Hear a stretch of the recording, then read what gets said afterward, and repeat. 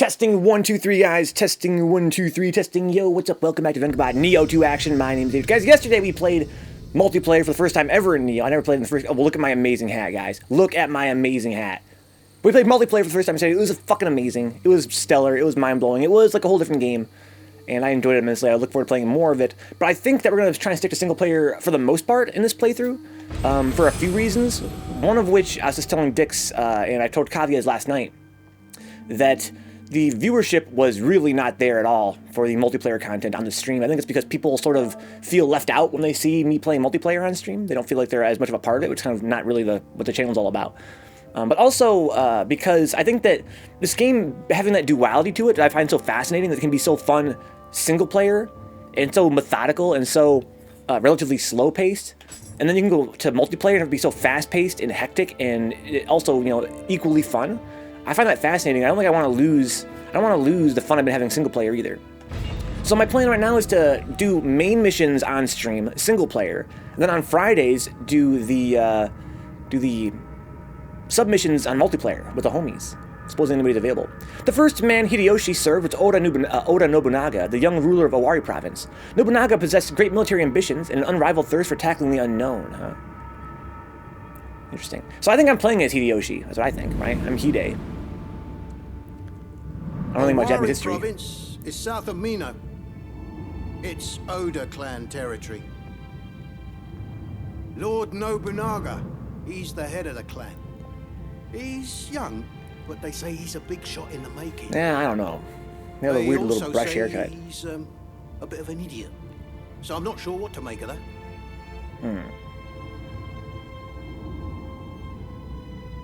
Well, whatever he is, Master Dosan let him marry his daughter. So that's kind of like my aunt. Well, no point just talking about him. Let's go, Hiddy. Let's see here. And there are those silent stare downs that seem to happen, huh? Yeah, so it makes them look kind of silly, huh? Doesn't daughter is your sister. I'm sorry, thank you. Thank you. My sister, my step sister, right? Because it's not from the same mother. I watched my friend play this game last night at his place. I brought it over there to force him to play it. And it looks amazing on PS4 Pro. But I'm also quite impressed at how they made it work on PS4, the base version. Tokichiro, my lord. I am but a humble merchant who fled from Mino. My friend here is Hide.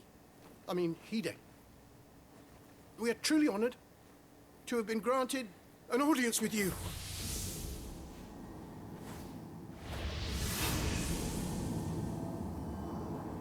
You're a shifling. Let me take a closer look. Seems like we have extra audio coming to the right side. I've not seen eyes like yours. Intriguing.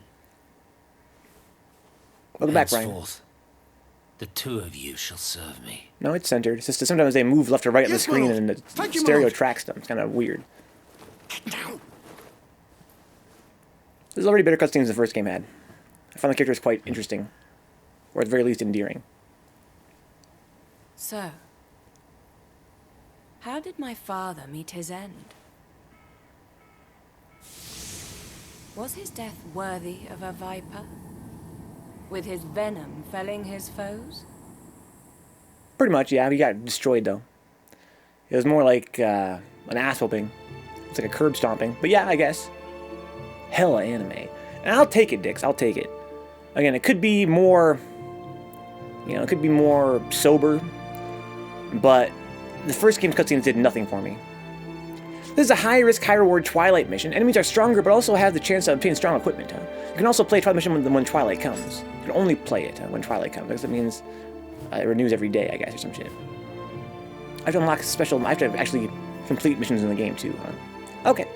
So, I can go here, the starting point. Let me go look at my situation real quick. I'm not sure where we left off. I'm pretty sure we went through all my menus, right? I've got so many skill points to spend.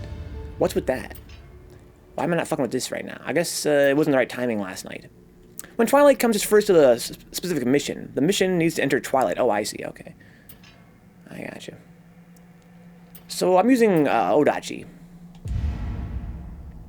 I need to unlock this cleared mission. I have to get a certain proficiency level to unlock this mission. It's like a dojo mission. So I'm not going to fuck with that yet, I guess, until I unlock more dojo stuff. I'm not going to look at my Odachi. I really don't care. But these ones are all pretty much unlocked, right? Well, not even then. I find that really annoying in this game, the whole cleared mission question mark thing. That really pisses me off. I have 4 skill points to spend here. I've got running water heaven. Oh, I don't have this one. What? I have this? I don't have this. I don't have the running waters for sure. They're great. The running waters gives you a free key pulse whenever you dodge. I have the low one, though. Okay, that's fine. I have 2 more points left. So I like to fuck around in high stance the most. I usually use low stance for dodging. Purify Yokai Realm. Well, in high stance, increase your attack strength when you perform a purification with a perfectly timed key pulse. So I get more strength when I get a key pulse that destroys a Yokai Realm. But I don't have a move like that anyway that does that all the time. What's with that? I'm kind of confused. This kind of perk I have, this one. Yeah, so again, my next attack gets stronger. Okay. But this one, if I Purify Yokai Realm, actually get some kind of actual real buff. That's kind of cool. But again, usually when I pulse, I always go to low stance. So I wonder if, I'm not sure, if you perform a pulse that transitions your stance, is the pulse considered to be from the first stance or the second stance? I really don't know. I would assume maybe the first. That's what you would hope for, I guess. Well, sure. That works for me, I guess. Boat image increase. What else we got here? Low stance. I get key recovery speed buff. Alright, that's fine. I usually don't fuck around with mid stance at all. I usually fuck around with high stance and low stance only. I found that to beat Jin Hayabusa in the last game, I had to learn how to use mid stance a little bit. Shiftling is like, I was mentioning in the last stream, I really want to focus on shiftling. To me, it seems like a really exciting change of this game from the first game. I love the anima moves. I love using the yokai cores, or the soul cores. I think I want to fuck around with the yokai shift more often. So I think I want to work on these. Also, these give you buffs for the dark realm. I don't lose as much ki. I gain ki more quickly in the yokai realm, in the dark realm. And that to me is very exciting. I think the dark realms are going to be a pretty big part of this game. So having less of a nerf while I'm inside of those is going to be pretty important, I feel like. Okay, so what else am I missing? I need more astral wisdom. I think that means basically, I'm not sure what that means. I assume it means yokai shift level, like a shift level they have, like the shiftling levels they call them, I think. Or maybe I should meet more yokai. I'm not sure what that is all about. For this one, I can use the yokai ability while in the yokai realm to purify it, increasing my anima. So it's almost like a free yokai skill. So that's kind of interesting. Use your yokai soul core skill while in the yokai realm to purify it and get some anima back. So almost like you can get sort of a reward for doing it. That's interesting to me. So I'm kind of fucking around with these. I like these the most. These are really fun passives.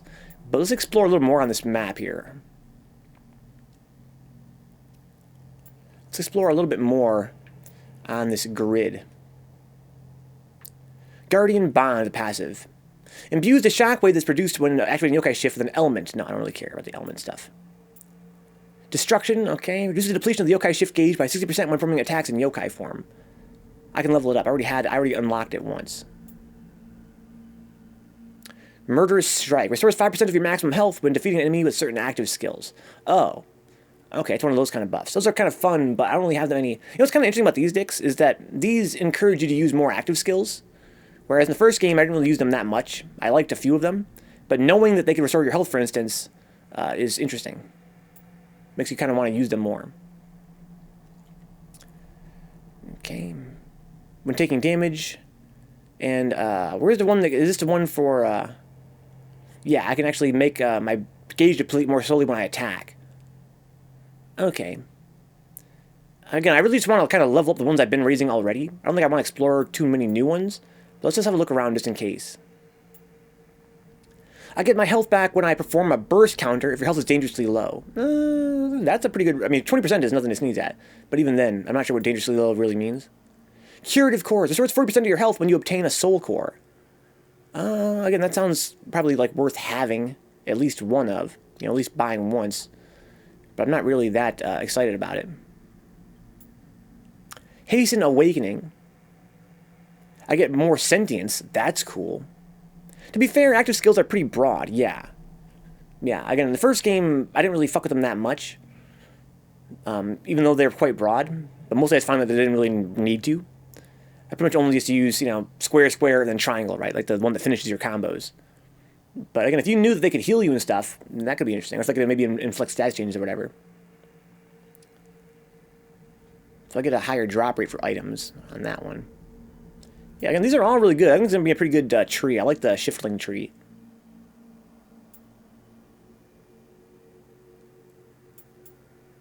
So I have this phantom one. I have the yang one. Guardian spirit damage. Feline friend. I get more Scampus. That's cool, I guess. I haven't really found much use for Scampus. I can see restores your anima. Water element active skills. Extend the amount of your time yokai weapon remains in awakened state by 10%. In awakened state.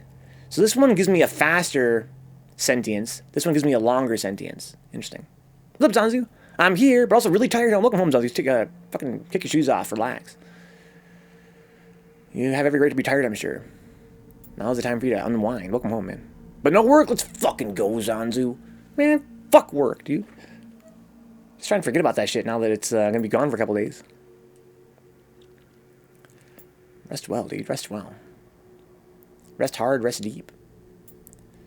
Serpents. Poison element. Okay, that's interesting. Soul atrophy. Yokai abilities reduce enemies' maximum ki by 3% more than normal. Ooh, I like that a lot. If I can level that up, that'd be amazing. The main reason I use the yokai abilities is to reduce enemies' ki. Increase your ki curse from a burst counter. Sick. That's a passive. Okay. That's good. I have to get this one to get that one. Or I can get this one instead. Yeah, this doesn't really matter. Okay. Can I level this one? Oh, I can't get that one. I need, I don't understand. Oh, I need this one. Well, son of a gun. It's so confusing sometimes. Do you need both sometimes? Because look, now it has that line going to it. It's pretty key. Wow, Dix, but you're right, though. Maybe you need both. Because it connects to both. I don't really understand. But whatever, man. This whole tree is, I mean, I don't know. Maybe I'm misinterpreting what it's supposed to represent graphically. But, like, all these empty holes here, I guess maybe I'll unlock those skills later. It just seems like kind of sloppy. This whole layout's kind of sloppy. And very hard to understand. I think they could have done better with this. If you go to the thing you plan on unlocking, it'll highlight all the appropriate skills. Oh, really?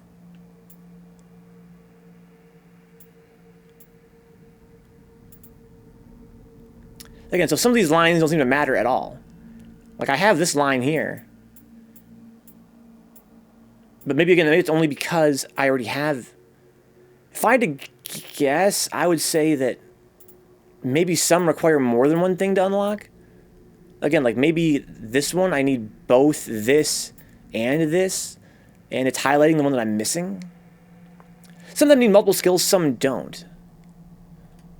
Yeah, I found out last night at my friend's place you could set a goal, just so you don't forget later. That's kind of interesting. That's kind of pointless. It wouldn't be necessary if this was a little more readable. Thank you, Dix. Yeah, okay. It's highlighting what I'm missing. Okay. If I spent all my points there, that's great. Spent my samurai skill points. I already forgot how that worked. Onmyo, ninja. It's time for me to fuck around with Onmyo magic, right? A little bit, at least. I found in the last game that it's important to use some Onmyo magic in ninjutsu. Like, you can't just ignore them completely. So I should do something with this. I already have Water Talisman, Leech Life Talisman. I'm on my way to Oasis. The whole point of this was to learn Oasis, right? That's what I want. If nothing else. I mean, I played the main game. Basically, I discovered Onmyo magic in my last playthrough of Nioh 1 when I started fucking with Oasis. The talisman, not the band. Because it is pretty good, even for non-magic users. It's just a pretty good way to heal yourself. So I'm going to raise this again, just to get more of them. And I'm probably going to keep just raising this. Here's my plan, just to simplify the game for myself, to make it a little bit simpler. Probably just going to keep raising Oasis and just try to, you know, use that, if nothing else. It's just a pretty simple... Like, I like this Purification Talisman as well. It makes you able to fight yokai better. It depletes their ki faster, which is sick. It makes your attacks deplete yokai ki a little more consistently, which is great. But Oasis is really what's hot for me. It's a secondary way to heal that lets you save elixirs. Okay, I also have a point for ninjutsu. Ninjutsu. I've been learning some of this shit already, huh? Gunpowder. Oh yeah, I'm on my way to quick change. Right. I have to clear a mission first. Well, that's fine. I guess I'll save my points then. I really don't care about ninjutsu until then. Okay. Gunpowder bomb. That's fine. So now let's go. I want to ready some skills. So I want to go to my starting point. Go to the shrine. I want to ready the jutsu. So I have some gunpowder bombs already. I'm already at max capacity there. I want to unequip the water talisman. Equip the Oasis talisman. For now, just one, I suppose. Excuse me. Oasis. I'm sorry, I misunderstand how this works. Unready all. No. 0. That's kind of annoying. You just unequip it, huh? Okay, there we go. So I would need to have 5 capacity to equip 2 of these Oasis talismans, at least right now. But I can level it up a little bit higher, make them cheaper. It's kind of fun. And I have the bombs, it said, right? That's kind of what I want to have on for the ninja. It's a little bit easier. I think smoke bomb could be fun too, depending on how it works. If it makes enemies not able to hit, like lock onto you or whatever, like actual NPC enemies, like non-player controlled enemies, that could be good for crowds. Like if there's a lot of gakis around, I could just throw that down and then fuck them up. But I'm not sure that's how that works. I found the gunpowder bomb a pretty simple way to get points. I just throw the bombs at people, and then I can get more ninjutsu points. Okay, how's my EXP looking? Really dire. I need 21,000 already. Holy shit! What's new with the hut? The Pizza Hut. So I can have another guy visit me. I really don't care about that. This guy, I guess. Oh, okay. Well, that's cool. But I still prefer the Kodama. Alright, what do we got here? Illustrations. Tale of Nioh. Got some new cutscenes unlocked here. Whatever, man. Learn some stuff about some yokai. That's what I like. Learn more about the yoki. The power of spirit stones is a double-edged sword, huh? If used improperly or with evil intent, it has the power to transform the user into a yoki. Yoki are far stronger than a human, but devoid of rationality. They can only follow their instincts to attack any who happen to cross their path, huh? Learn more about the Enkis, too. Oh, a lot more about Enkis. The famous collections of tales known as the Kojanku Monogatari and Uji Shui Monogatari of the late Heian and Kamakura periods, respectively, also contain stories of simian yokai and their antagonistic encounters with humans. One of the most famous tales recounts the story of Ozaru, a mountain god of Mimasaka province, known today as the Okayama prefecture. The people of Mimasaka had a custom of offering a young girl to Ozaru as a sacrifice. Hearing this, a hunter volunteered to take the girl's place and lay in wait for Ozaru with his 2 hunting dogs. When Ozaru finally showed up with its own monkey underlings, the hunter sprang and held his mark down while his dogs tore into Ozaru's underlings. A frightened Ozaru begged for forgiveness and vowed to never demand a sacrifice again. It is said this vow has never been broken. Oh, okay, interesting. That's a very interesting story. Usually you think it would result in the big bad being killed, but he sort of just swore not to do it again. An Enki has the ability to handle human tools with ease. Oh, sick, that's what I like. Does he take PayPal? They've been known to use spears in battle, presumably weapons that were stolen from human owners. These spears are often thrown at their enemies, so one would be wise to keep this in mind if taking on an Enki from a distance. This is not the only danger they pose. They were once monkeys, after all, and can therefore take giant leaps toward their enemies. Okay. They have been known to hang from branches in buildings, waiting to ambush unsuspecting human passerbys. I haven't seen that yet. Be sure to stay vigilant when encountering an Enki's domain, when entering. Alright, that's cool. Ippon Datara. It's said that only the most skilled of master blacksmiths turn into Ippon Datara. Legend has it that their obsession with their work drives them to harness the power of spirit stones, thus losing their souls to sorcery and transforming into yokai. The weapons these masters create are imbued with an otherworldly beauty, and there is no limit to the zealous collectors who desire them for their private collections. So we got some yokai blacksmiths. Oni bees, little fuckers. Oni bee resemble floating balls of fire. They're formed when the elemental power of fire, water, wind, lightning, or earth coalesces around the will of a dead soul. They must be distinguished from the souls known as hitodama that burn on once their bodies are no more. Oni bee are yokai, plain and simple. They're assholes what they are. Fuck those guys. They're a huge pain in the ass in the last game too. Nureona. An obvious source of Nureona's name is the fact that its hair is always wet. So I know Ona means woman, what the hell does Nure mean? It can freely manipulate the said hair, slicing enemies apart with its razor-sharp strands. Its hair has another surprising use, increasing Nureona's fire resistance due to the sodden defensive layer it provides. Perhaps most frightening of all is its snake-like eyes, capable of paralyzing any unwitting prey with a single glare. Okay. More about the aberrant soldier. The word ghetto also carries the general meaning of being lost or of one who has strayed from an established path. Sado, the left path, also holds the same meaning, as there was an ancient belief that the right side was the true path, whereas the left was the path of evil. That an aberrant soldier's yokai power resides in their left arm can surely not be a mere coincidence. Do not let your guard down when facing an aberrant soldier, even if they remain at a distance. The shells fired by their left arm can prove deadly. Little means a wet woman, huh? As per the excerpt you read. Oh, thank you for reminder, Dix. Yeah, I remember that now. Nude, wet. Here's the one-eyed Oni. Sick. Nice ahegao. A gigantic Oni with a single eye in the center of its face. Oni with two eyes were originally human, or at least born of ugly human passions in some way. One-eyed Oni, however, are said to be the wild bestial side of mountain gods and local spirits personified. Okay, is that true? Am I learning actual folklore, or is this something the game made up? That's kind of interesting, right? I like his hands are all covered in Amrita. Definitely redesigned him by quite a bit in this game. The wheel monk, what an asshole.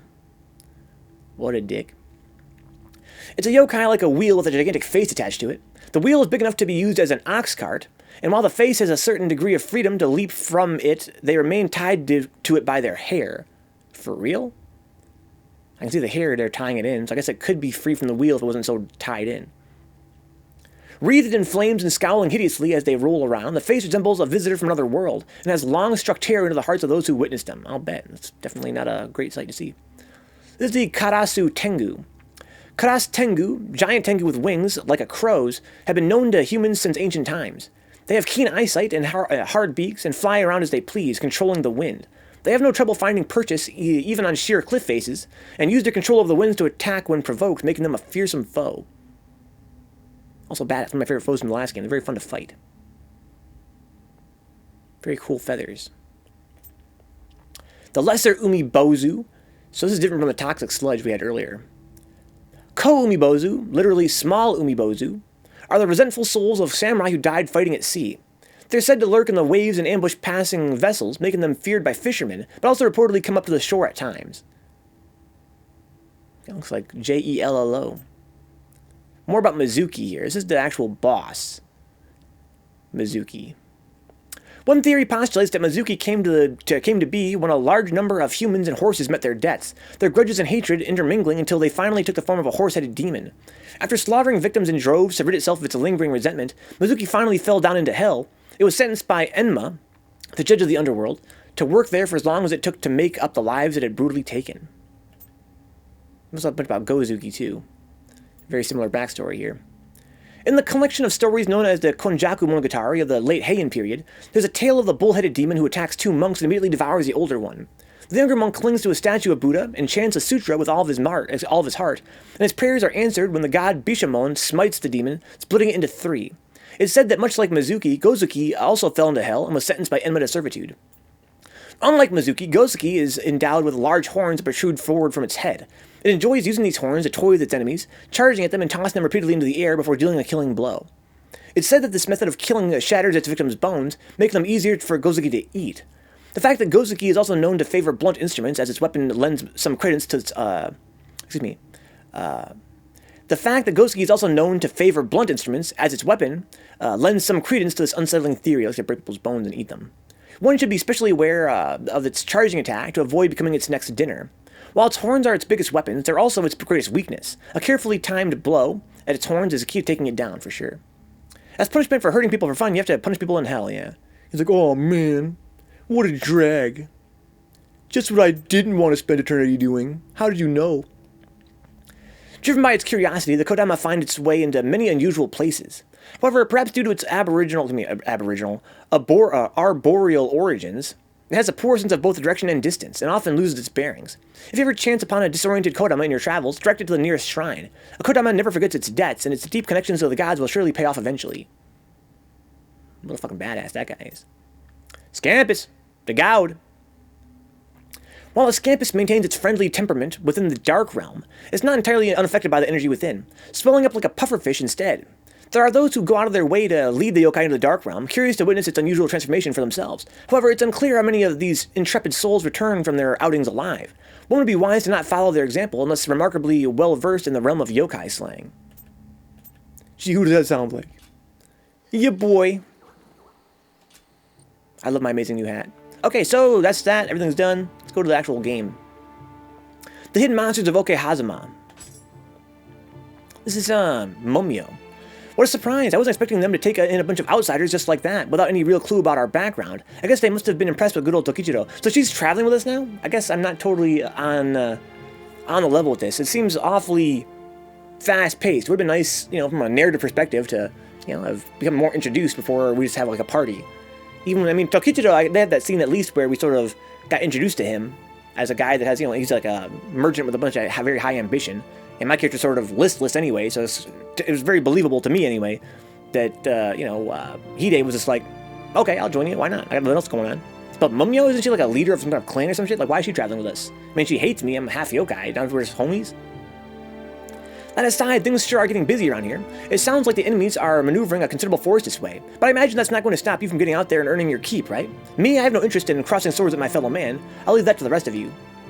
Okay. So why are you the quest giver here? Doesn't make any sense. Maybe to personify her a little bit. Explain more about how she doesn't want to fight humans. In the west of Owari province, in a basin surrounded by steep mountains, lies a place called Okehazama. The ample cover of the sides of the mountains provides a perfect place to conceal troops, and is often used as a resting place between long marches. While the valley is extensive, the limited habitable land means that it's long been abandoned as a place to live. Outlaws and deserters often escape to the valley, only to never be heard from again. Sometimes the groans of someone or something can be heard carried on the howling wind. Alright. Could be some missing context. When you change regions in the world map, it tells you what times the region missions take place in. Oh, maybe you're right, Dix. That's interesting. I didn't think about that. Didn't think about that. Yoshimoto's head shall be our prize. Yeah! I think that they made the stereo soundstage too wide in this game.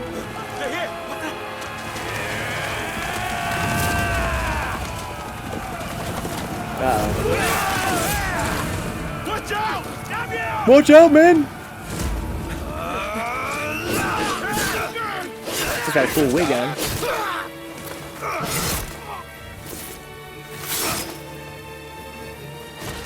Step forward if you want to die! This first game had the same problem too. I don't know who these guys are, nor do I really care. The Tazza of the Spear will end you!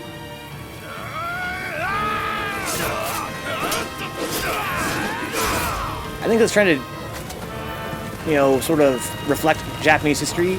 As a Japanese player, I would have more knowledge of who these guys are. To some small degree, at least. But I feel as a Western player that the first game had a big problem with introducing 100 characters, right? Every mission had a new character I was supposed to give a shit about that I didn't really care about at all. What's up, Old Man Mushin? This man's intense. He's like, I look like that guy, what's that guy's name from Yakuza? The sort of rival character. What's up, Orion? This game looks really good graphic-wise. Yeah, it looks great. This is playing on a base PS4. I watched my friend play it last night on a PS4 Pro. It looked way better. But even on mine, it looks awesome. Gameplay-wise, it's great as well. Much more so than, you know, I feel like, you know, the graphics are really secondary to how much fun it is to play. Nobunaga's going to start a major battle any minute. Why are my hands so dry? Sounds like a great chance to prove yourself. Indeed. So, Nobunaga's going to start a major battle any minute, it seems. Sounds like a great chance to prove yourself. Let's prove ourselves, guys. How you doing, Orion? Welcome aboard, DC. So this giant sword. I'm in high stance. Let's not be in high stance, in neutral. I like to be in low stance, and I'm just kind of wandering around. My whole gameplay in this game is to pretty much only go to high stance, or any stance but low stance, when I want to attack my foe.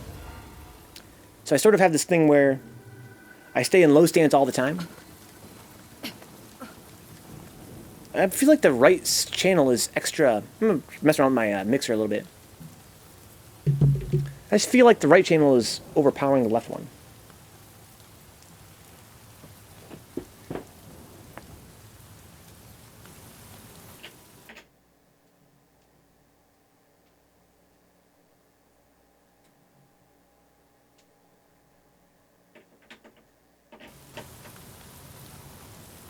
I got kind of...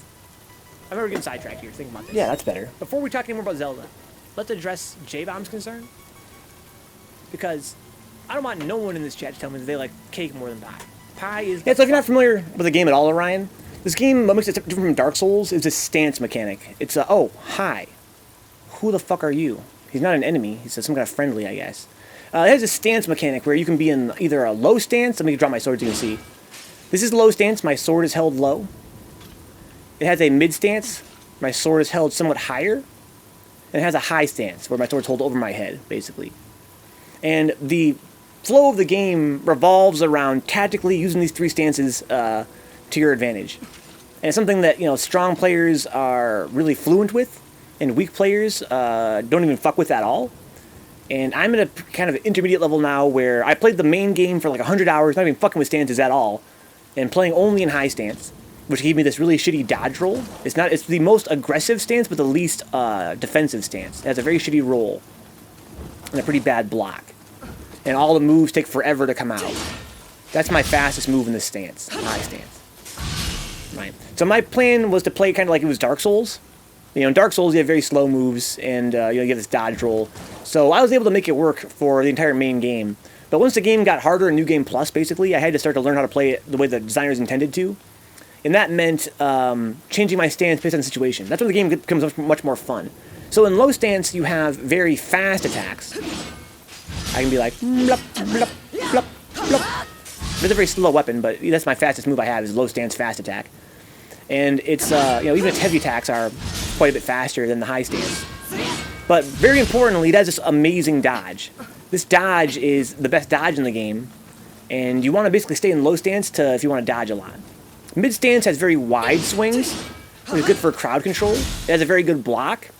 You can recover your stamina while blocking in mid stance, which you can't do for other stances. And it's got kind of like mid speed.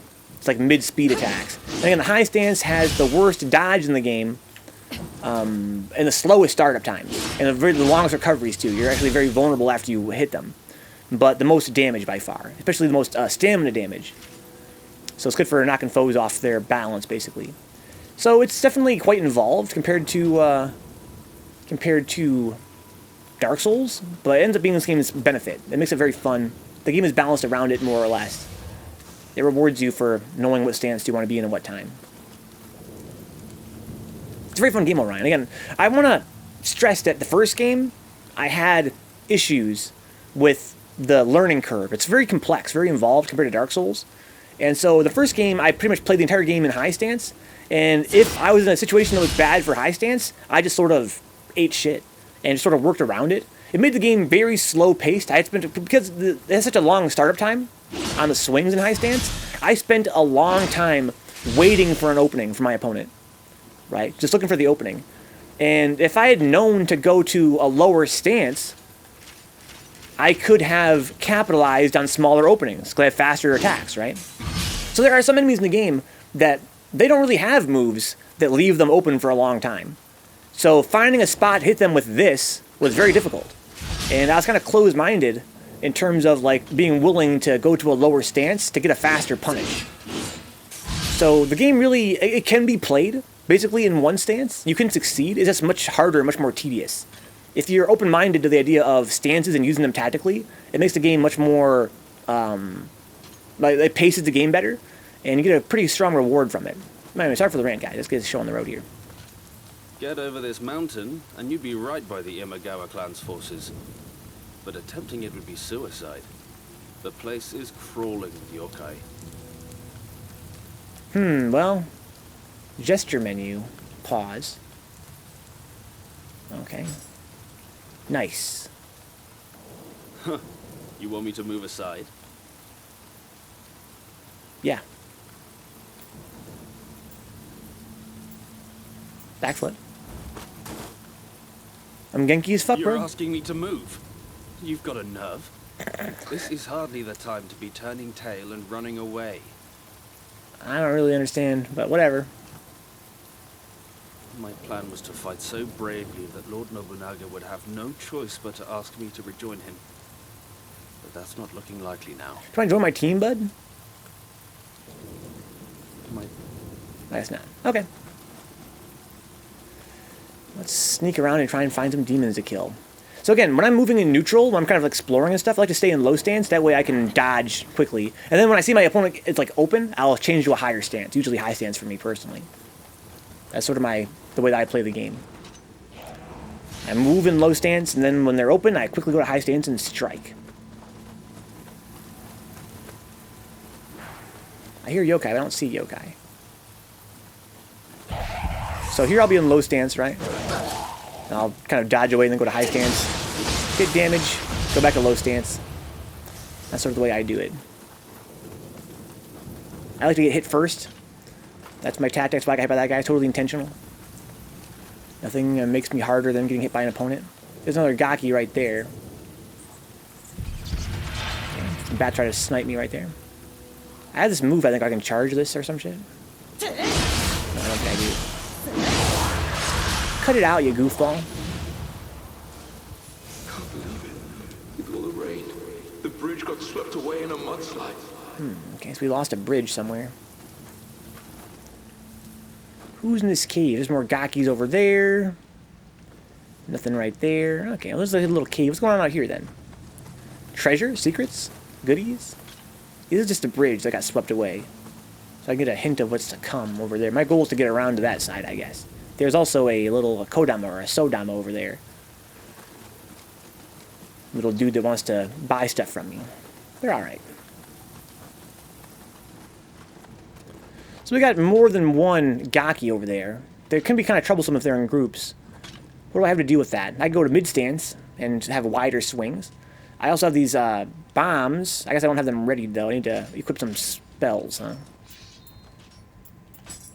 Let's do that. So I have Oasis now. Oasis Talisman. I have these bombs.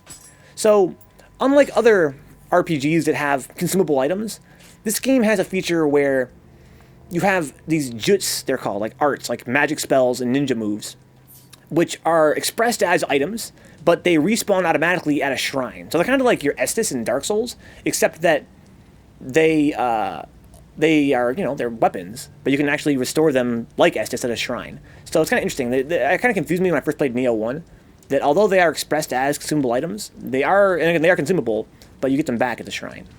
So I can throw these bombs at these boys. Maybe I should. Then I'll go to mid stance afterward, I feel like.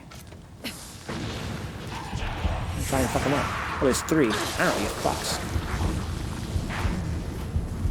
So again, mid stance has wide swings.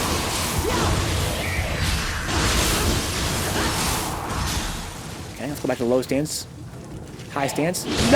Low stance again. High stance again. I'll throw them in mid stance. Okay. So my weapon went into sentient mode. I have a yokai weapon. It's like a weapon that has a spirit trapped inside of it. Which means that if I kill enough guys, it gets powered up after a while. So right now it's all glowy, which is cool and everything, but I have nobody else to kill right now, so it doesn't really matter.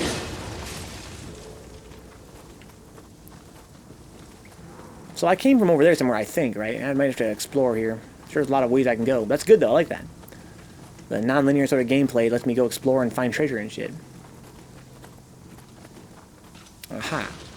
This is where I came from, correct? Looks like I see the light from outside over there. Yeah. I see a treasure chest over here on my right. Let's go grab that.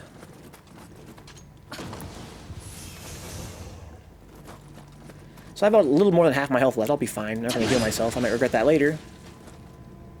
So I can go up there, or I can go straight out through there. Let's see what's over here first. Oh, there's a big guy. It's like an Enki. I have full anima because I got that soul core. That makes it a lot easier if you use your anima moves on them. Why do I hear somebody on my left? No, I hear some. I think that's him breathing. Okay. I think it's just an Enki, right? I'm just going to hit this guy with my yokai move. Blup. Blup. Okay.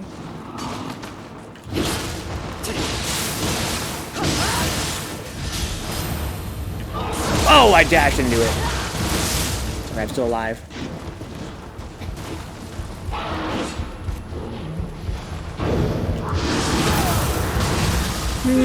Blop. Get pizzoned. So that was a burst counter. If they flash red, I can do a burst counter and get like a special punish on them, basically. So I need to heal myself now. I'm going to use my elixir talisman. I use my oasis talisman. It's a healing spell that's much better to be used outside of battle than in battle. Definitely isn't a button mashing game. No, for sure. No, it's a lot like Dark Souls in that respect. This is a Souls. I'm not sure you played Dark Souls before, Orion, but this game is a Souls-like. It was clearly inspired by Dark Souls in a lot of ways, but it's also got its own thing going on in a lot of ways too. It's sort of like a Dark Souls. It's more about fast-paced technical combat. Yeah, exactly, Dix. Yeah, this game has a reward. Dix is talking about the mechanic in this game where if your opponent, if your yokai enemy, your monster enemy, runs out of stamina, then they enter a special state to reward you for that, where any of their moves can be interrupted by any of your moves, which means that you want to go for something really fast. Because they'll interrupt whatever they do. They basically can't act as long as you're hitting them. So once they enter that state where they're weakened, you just go the fuck in, which means, you know, mashing the fuck out of a button. It's kind of a fun mechanic. I think it's a really cool way to reward the player for making their opponent run out of stamina. And for humans, it's a bit different. It's kind of a fun little mechanic where humans and yokai get different rewards for when they run out of stamina. Or they reward you differently for making them run out of stamina. Okay, so I can't get up there. This looks like a shortcut. Oh, there's a Kodama there. These guys act as your Estus shards from Dark Souls. You find more of them and you can carry more Estus with you. In this case, they're called elixirs, but same difference. The Goat Dama, dude. Brian Axe. Spotting them raccoons. Alright, spotting them raccoons. Alright, let's go this way. There's some kind of little bench there, where there was anyway. Oh, hi, asshole.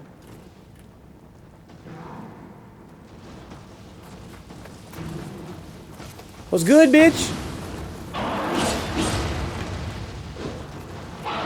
Ow. Oh, fuck, I'm having some terrible timing on my dodges today. By the horn, motherfucker.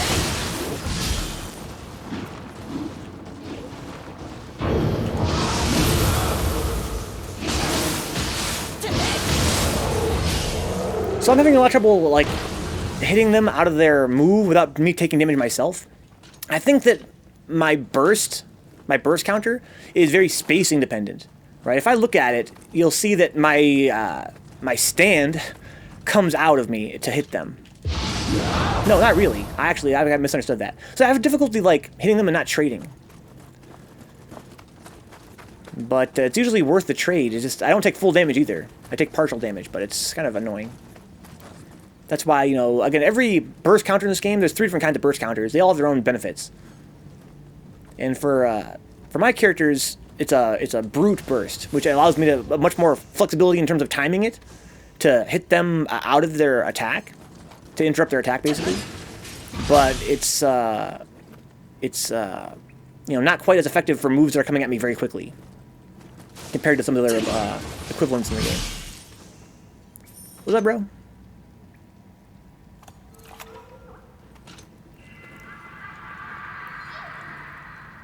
And for attack that you quickly, you want one that lets you kind of sort of deflect the enemy attack, where mine sort of is meant to interrupt their attack, but it has a little bit of startup time to it. I see someone over there. That's a new enemy type. Some kind of witch or some shit. Kind of hard to tell from here. Looks like she might have some dwellers with her. I might try and avoid her for now. Creepy. Burst counters can apparently be used to cancel animations like the out of stamina one. Really? What if I can cancel like my actual attacks with it? Let me go to high stance. Whoa! You can cancel like any animation with it, Dix. That's fucking sick. Oh my lord. Okay. That puts a new perspective on how you use it. I really feel like she's going to revive some of these guys. I think that these guys are just corpses right now. But it's an awfully large area to fight this one little person. Looks like a woman. That's a new enemy type for me. I'm gonna heal up just in case. Hey, what's up, cool? Welcome aboard, man.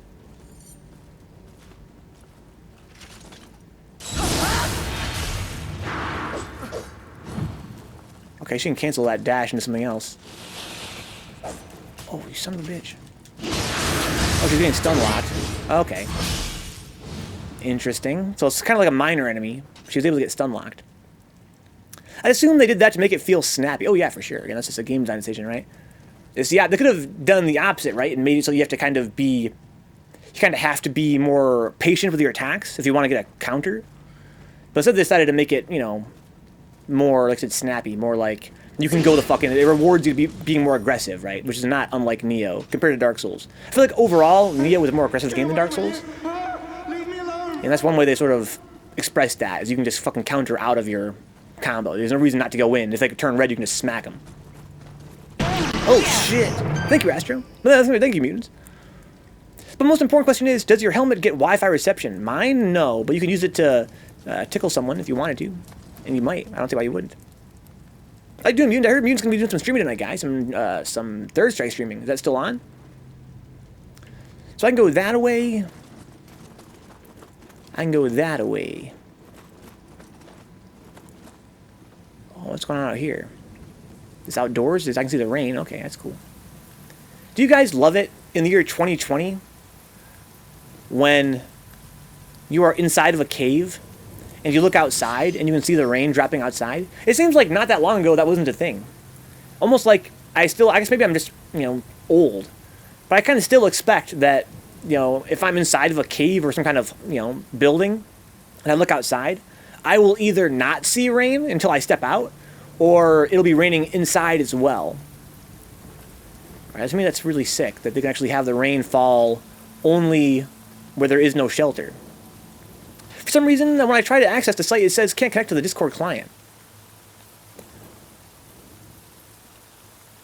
Are you logged into Discord on your browser, mutant? That might be... No, that shouldn't matter. But I try to access the site, it says I can't connect to the Discord client. Access the site? You mean the link I sent you? Or do you mean that you can get to that site that I linked to you, but then you click on something else and it doesn't seem to work?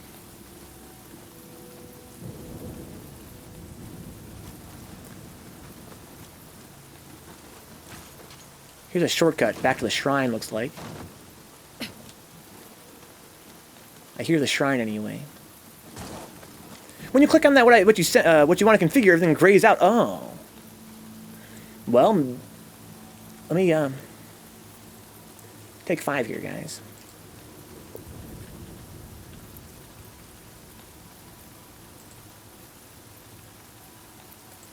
Could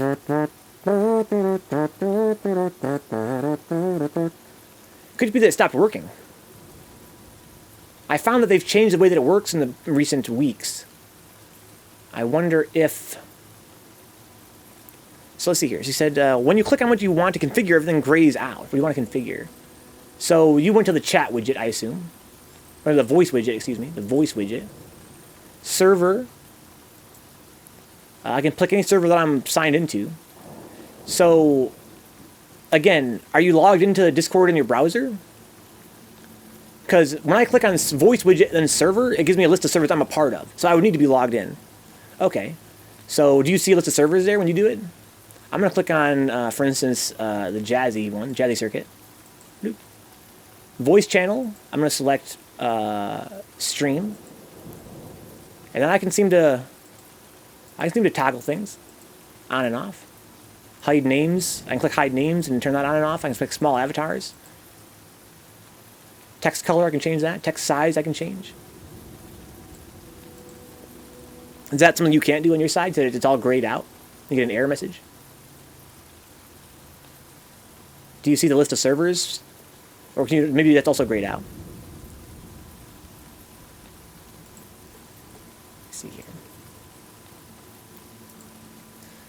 So I'm back here at the shrine. There's this guy again. Let's just go back up this ladder. It's all grayed out. So you can't even check like the servers. It says you can't connect to the client. And if you go to Discord, let me get a link here for you. I'm sure that just a little troubleshooting measure here. When you go to discord.gg, let me get that here.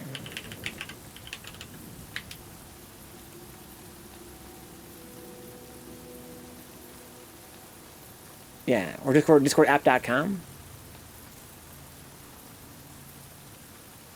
And you click on login.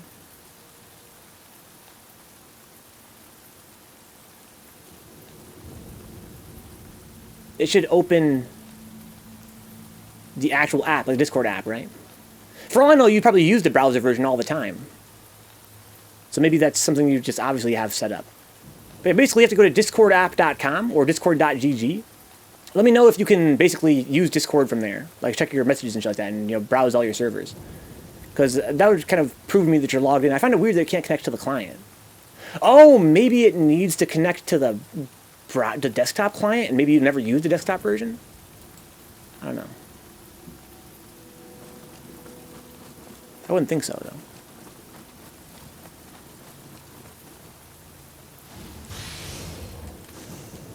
In any case, I wouldn't let it stop you streaming, Mutant.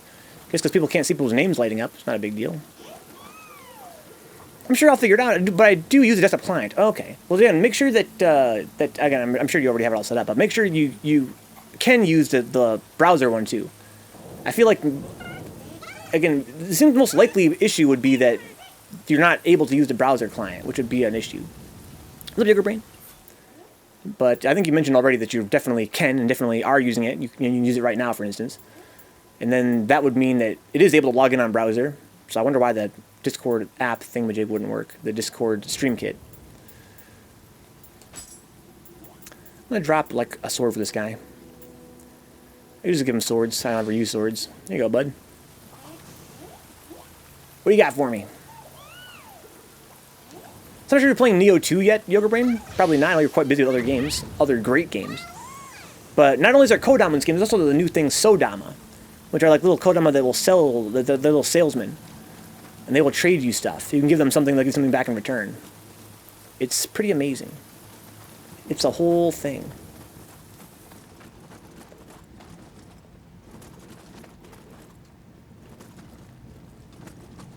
Okay, let's go this way. How's it been, Yoga Brain? That's really cool. I'm kicking myself for selling PS4 and assuming... Oh, I remember that, yeah. Assuming it wouldn't be a timed PC release. Well, you just gotta wait. I'm sure it'll be great on PC. I'm probably gonna buy it again on PC. I've mentioned that before. Just to have the better graphics since I don't want to buy a PS4 Pro. This game is quite godlike. But it doesn't mean like you couldn't wait for it. I know right now you're watching Sweet Sweet Hokuto. You're playing some Mega Man Legends. Sounds like you're in a... What the hell is that sound? Sounds as though you're in a good time of your life.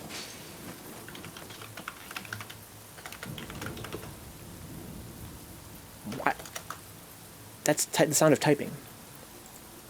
Oh, I got connected to Discord somehow. That's crazy. That was literally my man's typing. Don't have to attend class IRL anymore, although I'm kind of sad about that, huh? Just living the dream, huh? Yeah, I can see how that could be quite lonely. But just think of it as a change of pace, dude. You'll be going back eventually. Hi there. They go back far. Oh, fuck. Fucking Stabby McGee. Blah, blah. So, she does get stunned by every hit that I do, but not for very long. But I should probably go to a lighter stance to get more hits per minute.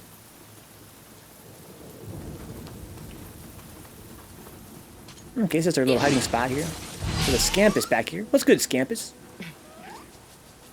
So I should fill my anima gauge here. I think she gradually restores my anima. Oh yeah, quite fast too. So that means when you have Scampus, go ham with the fucking yokai moves. I think using yokai moves gives me more shiftling experience points as well, so.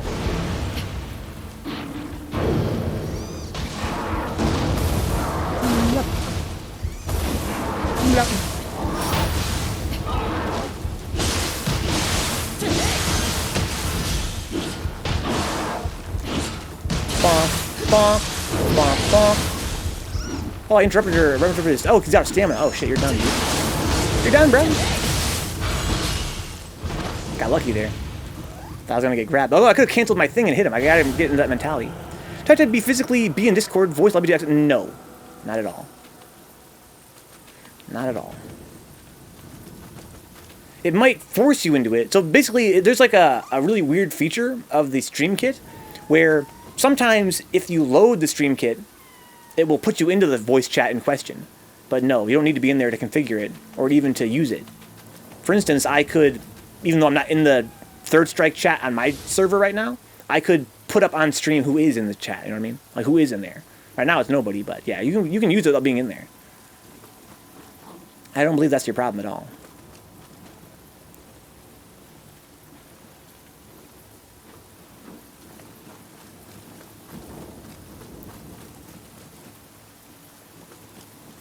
Wow, this game looks fucking great. It looks so much better than the first game, it's ridiculous. But again, the first game had a very troubled development that went between multiple consoles. You know, it was meant to be like a PS2 game at first or some shit. So I can see why the graphics would look kind of ass. Just started Firefox, still no dice. And I was kind of hoping that maybe a browser change would make it easier on you. But you were on Chrome before. Cause I do it with Chrome. Yeah, the rain's so nice, right? It looks nice, sounds nice. Can't connect a client. Even though for me it works fine. Just grades everything out. Yeah, I wish I could be more helpful. If I wasn't streaming right now, we could do like a screen share.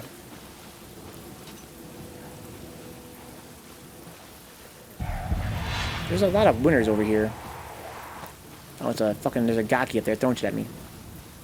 Was it really that bad? It was quite bad. Yeah, it was quite bad. This game, they made a big improvement on it.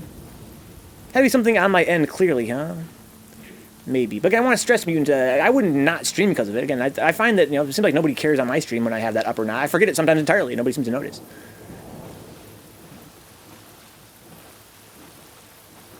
Sounds like if you want to stream tonight, I would definitely do it, and you could figure out later how to make it work. You can do it tonight if you want after the stream's over. Me and you could work on it.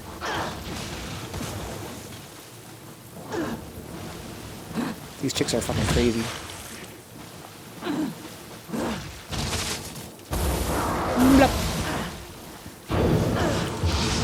Up. Too far. No, please. Oh, I got so lucky there. Oh my lord.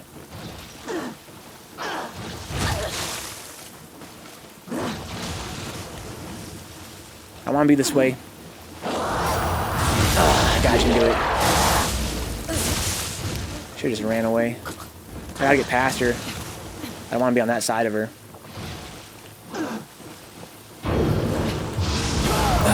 Just run if she does that. I'm too far to do anything else about it.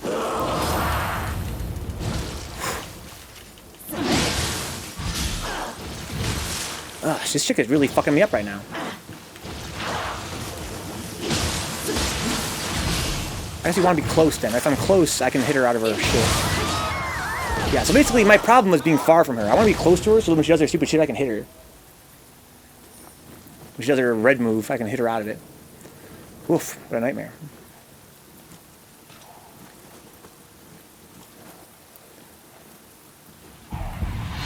So that's the Gaki right there who's throwing shit at me. I think I'm just going to try and shoot him rather than try and chase him.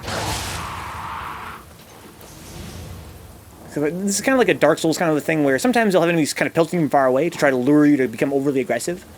To lure you to try to like run up there and fight him. When you might have guys defending him. You might have guys like, you know, lying in wait. So I'd much rather take him out from a distance and find my way around. Are nagas technically mammals because snake titties, or are they still reptiles? I think they're still reptiles, yeah. Having snake titties doesn't make them mammals.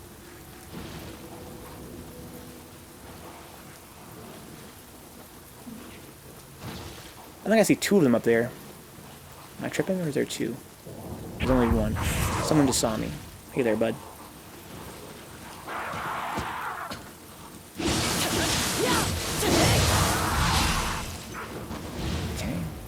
So you want to stay on top of her. Not in a sexy way, just in general.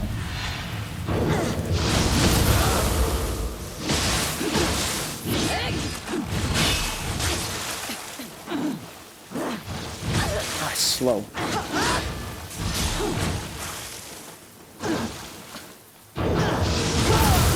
It's very hard for me to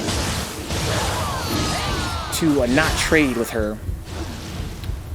I did it as fast as I could right there after her flash, and she has a very fast attack there. Again, I think this is not ideal for my class, my build. My build has this very long startup on its burst counter. So, I don't know, maybe I don't want to be up close to her. Basically, I just have to dodge her gaze. Basically, she didn't want to gaze. Basically, she didn't want to gaze me anymore. Oh, hi! When I was close. She wants to gaze when I'm far away. Basically, I need to get in there and punish her when she does that. And stay far away here. And go in.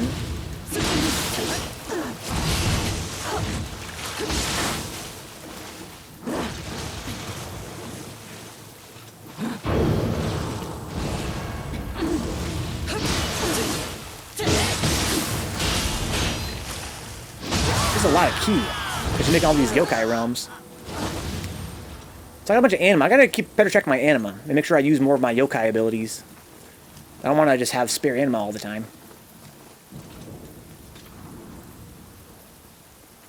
Can I get this or not? I was sure it was a person, but it turned out to be a monster. This guy's trying to motorboat some naga titties, dude. I can't blame them, but they're not nice. I mean, they're nice, but there's a Kodama down there.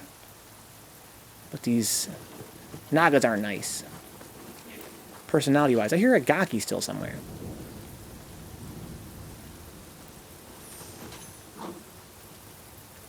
What's up, Bob boys? I forgot they exist a lot, huh? Then in the death screen, I remember that one of them could have saved me. I mean, the yokai abilities, indeed, yeah. I find them to be very good against, like, large yokai, Bob boys. Like, it's a way to reduce their ki permanently. It's a really cool feature of them. They reduce the enemy's ki on a permanent basis if they're yokai. That's great. But even then, they're also very powerful. I think I need to lean on them more. There's no reason to, like, if you get so much anima per hit, like, you're hitting enemies because you anima in this game, right?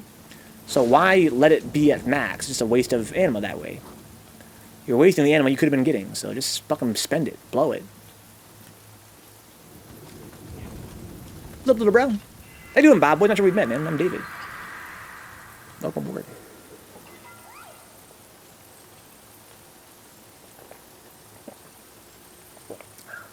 I think I also have Mizuki still, right? Can I check what soul cores I have on? I can, right? Equipment. I do have Mizuki still. Okay, Mizuki's quite good. Just killed the snake boss, huh? So you're one mission behind me then. I've just finished that in our last story stream. Our last stream we played multiplayer. It was fucking awesome. Before that, we did story stuff, and I just beat the snake boss. I played Nioh 1 extensively, to say the very least. So I'm not new to the game or anything. But there's still a lot to learn in this version, which I find quite enjoyable. I find they've really improved the mechanics overall from the first game. And the new ones are really welcome. I only killed that first goat dude so far. He killed me like 8 times. I'm so rusty. What's up, Penguin Power? Welcome aboard. The first goat dude, huh? So you mean the first boss, the first stage, or the first, like, that optional boss? In the first stage.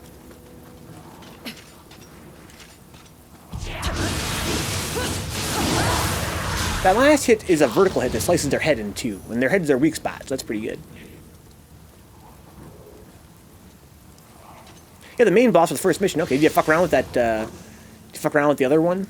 The Tor, you know, the Minotaur thing? Or did you decide just to skip it? The stream goaded me into fighting it. It was very rewarding to finally beat it, but it was also a very difficult encounter for a noob. Damn, the stage is fucking beautiful.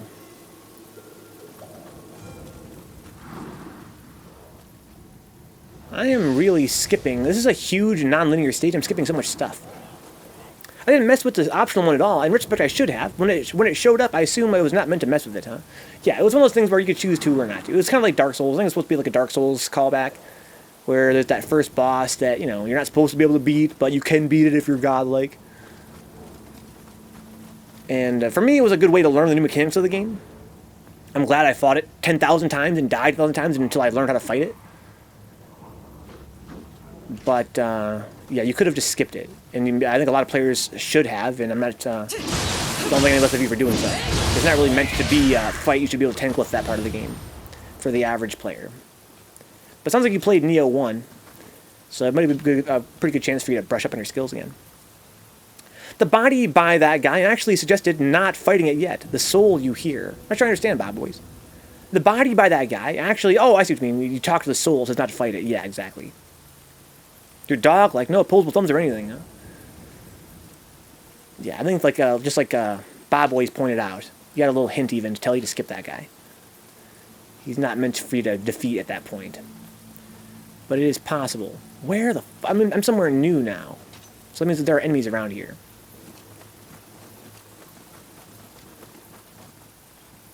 No, I'm here again.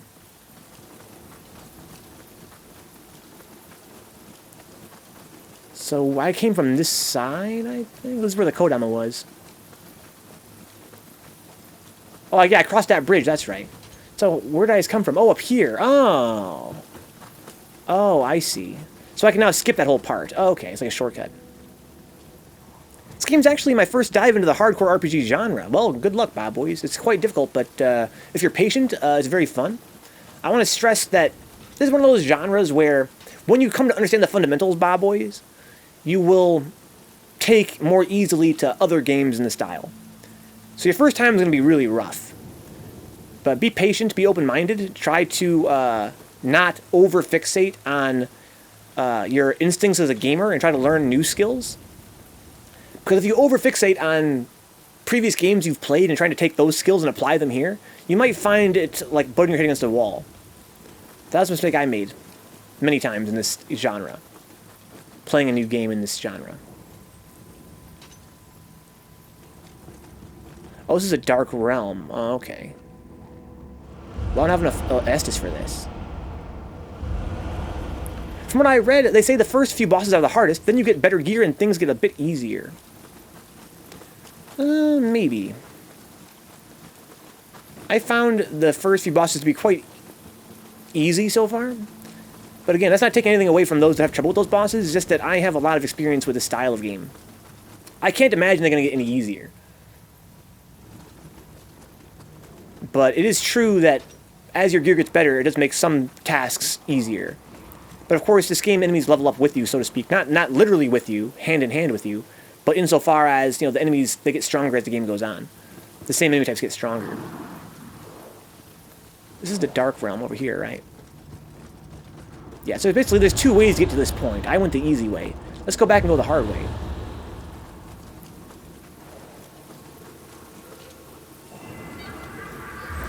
Yeah, basically, if the game seems really impossible for you, Bob Boys, it being your first game in the style, don't give up. Keep trying. Try to remain open-minded. Try to, again, learn new skills, try new things. Get some advice from your homies. And you'll find that when you play, you know, Dark Souls later on, or you play, you know, Nioh 1 for whatever reason, you're going to find that it's easier to understand those games after playing this game, and vice versa. The skills you're learning are not just for this game. They're for a lot of games. Can you rerun the same mission to sort of grind levels and gear? Think that is worth it. You can and no. To answer your question, I don't think it's worth it. In this game, level ups are not as important as getting good gear, but even more importantly, learning how to play the game.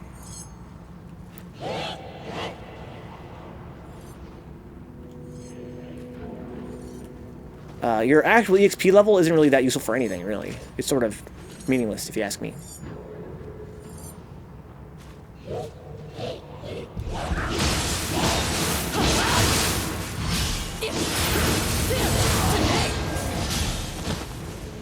So my sword is now sentient. I want to go kill shit. I can kill the Gakis from up here. Kind of get the impression I'm supposed to.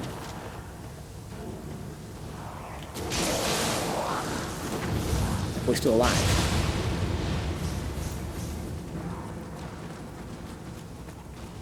Let's see here. I missed something here. I do own Nioh 1 because of it being free for PS Plus. Oh, I remember that. Yeah, I forgot about that. It's not really that great of a game, though, in my opinion, Bob Boys. Nioh 2 is the same game, but much, much better. I wouldn't fuck with Nioh 1 if I were you. This aesthetic looks like it would be get old real fast. Huh? I don't know. I'm enjoying it a lot, but I might be surprised. Oh, there's that. I can drop down on him from here. Oh, I see. That's sneaky. How does Monster Hunter compare to this? I've heard you get less iframes to dodge in Monster Hunter, so I'm wondering if I'd be able to jump without much learning. I never played Monster Hunter. I can't answer that question for you, Astro Bleed. From what I've seen of Monster Hunter, they're very, very different games. I wonder if he's got many friends inside there with him. It seems as though they're rewarding me for, they're rewarding me for coming from this side by letting me drop down on this guy's head. But not only will it not kill him if I do that, but also I'll be in close quarters with him without knowing what's around me, which is not a good look in this game. I don't really know if he's got any homies down there, for instance. I kind of wanted to do it, though.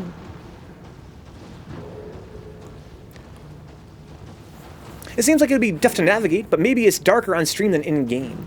I don't think it is darker on stream than in-game, but also it is tough to navigate. But that's the stage. It's the stage's gimmick in particular. It is a dark forest. I think it's intentional.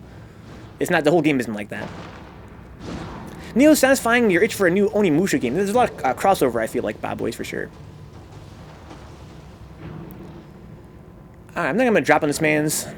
I might, it's so high, I'm going to kill myself dropping. That's all like another consideration. I guess I'm not going to do that. Even though I feel like the game's trying to telegraph to me that I should try that. I'm too much of a coward. I don't want to risk my life.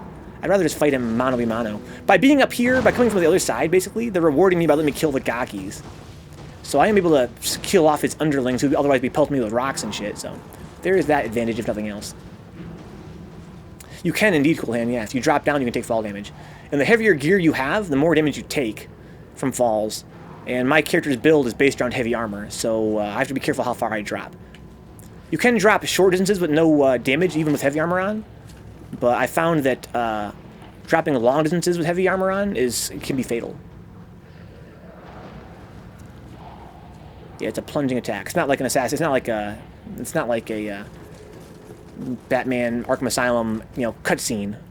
It's literally just me dropping and then striking on the way down, which does huge damage. You're rewarded with huge damage for it. It's a really powerful attack. You also get more damage based on how high you fall from, which is sick. But there is that risk reward of, if you don't calculate the height correctly, you might find that you die from it or take a big damage from it. You'd find a head that doesn't look like a dumb as fuck, huh? Yeah, I'm not really into fashion souls at all, so I'm just kind of going with what is the strongest. For me, personally, there's two kind of ways to play this game. One is to go for armor that's lightweight, so you can do things like dodge better and fall farther without taking damage. And there's the build I have right now, which is whatever I find has the highest stats, I wear. And that means that I'm going to be wearing heavier stuff, and I have to be careful with how I fall. That doesn't seem that far. Remember, the last time I died from fall like this, I also felt like it wasn't that far. So maybe I'm just going to go around the outside like a trailer park girl. Although I respawn all the enemies, so I don't think I want to do that either. How am I going to get down? Oh, there's a ladder. I haven't played Doom Eternal, no. I've never played any Doom game ever. You can turn off helmets as well, yeah.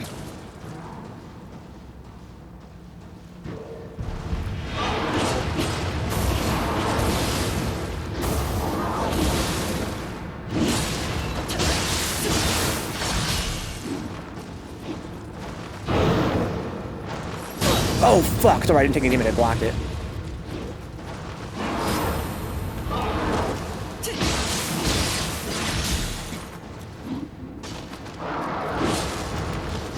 Fuck your horn, man! Blop, blop, blop, blop. That should purify the area, I think. Yes. Whew. Okay. So when you're in that dark realm, it's called, enemies animate faster, they have new moves, and they do more damage, and your character actually recovers their stamina slower. So it's sort of like a extra challenge. I think it's a new feature of this game. I think it's quite ingenious. It makes familiar enemies more dangerous. It makes you change up your strategy mid-stage. But if you kill the enemy that's producing the field, then not only does it neutralize the curse, but all the yokai that were once in the field become somewhat weakened. And no one in here will respawn next time I come through, which is quite nice. So it's kind of fun. I like it. Sadly, no, says Bob Boys. I had enough money for one new game, and I chose Nioh 2. Huh? Well, I never played Doom, but I'm loving this game, so I think you chose well. Arnold says it looked good. Like, they understand the art of hype better than anyone, huh? You're really enjoying the game design. You feel like the design of the game itself plays well into its themes of, you know, visceral destruction. That 60 bucks can go to buying Winnie the Flu gear, huh? There's that, too. But, you know, I think it's not fair to compare them when, you know, some people have disposable income. You can have both. You know, says bread and milk, yeah. I've been putting points into reducing the weakened key effect in those areas. It's helped me, same here. Yeah, that's kind of my idea as well, was to put points into those skill tree that reduces the debuffs and makes it a little bit easier to deal with those guys. Everything from top to bottom is perfectly aligned to make you feel like a badass. Design, music, art, story, gameplay, etc. I've watched some reviews for the game, and I've seen a lot of gameplay for it, and it seems as though there was a lot of love and care put into every aspect of that game's design. I really admire what they did with it. Even not being a fan of Doom, not having having no intention to play it anytime soon. But I gotta say, as a fan of the art of making games, it looks as though they did an awesome job with it, and I'm glad you're enjoying it so far, Coolhan.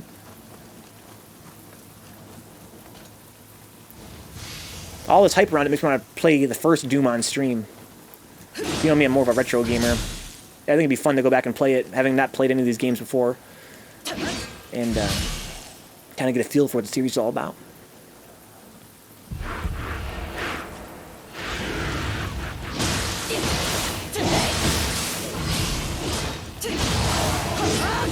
Get fucked.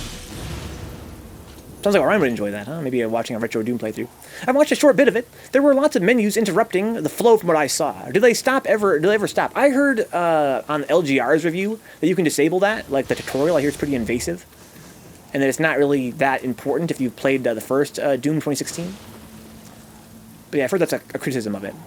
I do believe that they do stop popping up eventually. Doom has always seemed to make you feel powerful and badass at the start. Well, I love those games as well. I do enjoy games like Nioh, where you essentially start off at the bottom, in the food chain, exactly. Yeah, it's sort of, I say before about alpha and beta gamers, where alpha gamers look for a power trip, beta gamers look for, a challenge to overcome. Not that I'm sure Doom is not challenging, I'm sure it's very challenging. But thematically, I feel like, Doom is meant to make you feel very powerful. Once you understand all the mechanics, there's nothing but gameplay, huh? Yeah, I think what, from what I've seen, what I've heard in other reviews and criticisms, I assume that my man is talking about tutorials being a little bit invasive in the intro to the game.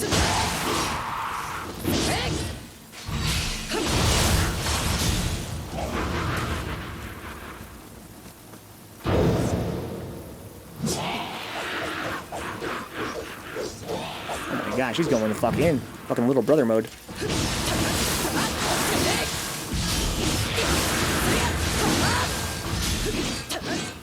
the fuck in, dude. Smash buttons, man.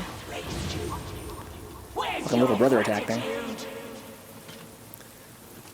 I carried the difficulty up one level, and there are a few parts I had to attempt 4 to 5 times, otherwise it felt like decent progress. So I think normal would have been a little boring. I find that's true, Coolhan, of a lot of modern games, and I would rather have it that way, I feel like.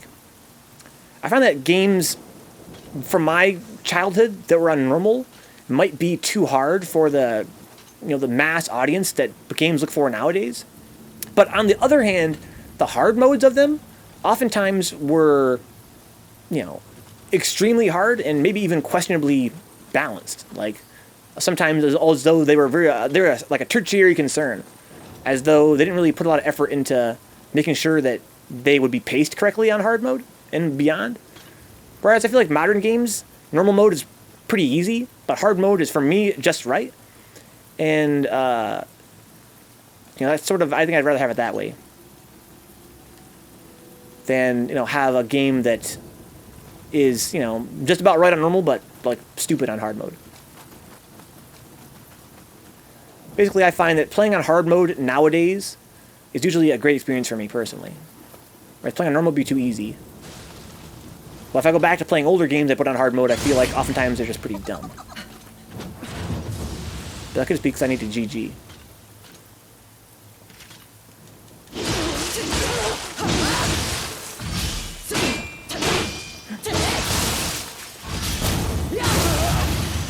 GG, dude. Imagine if this game had a hard mode. I think I would play it, based on my experience so far. I kind of wish that, I was telling Dix earlier, one improvement I would make to this game, if I could, I'm not sure if it's totally reasonable, it would be to give the stages a sliding scale of level. Like, just give the enemies a little bit more level, I feel like. That would be something I would enjoy in this game.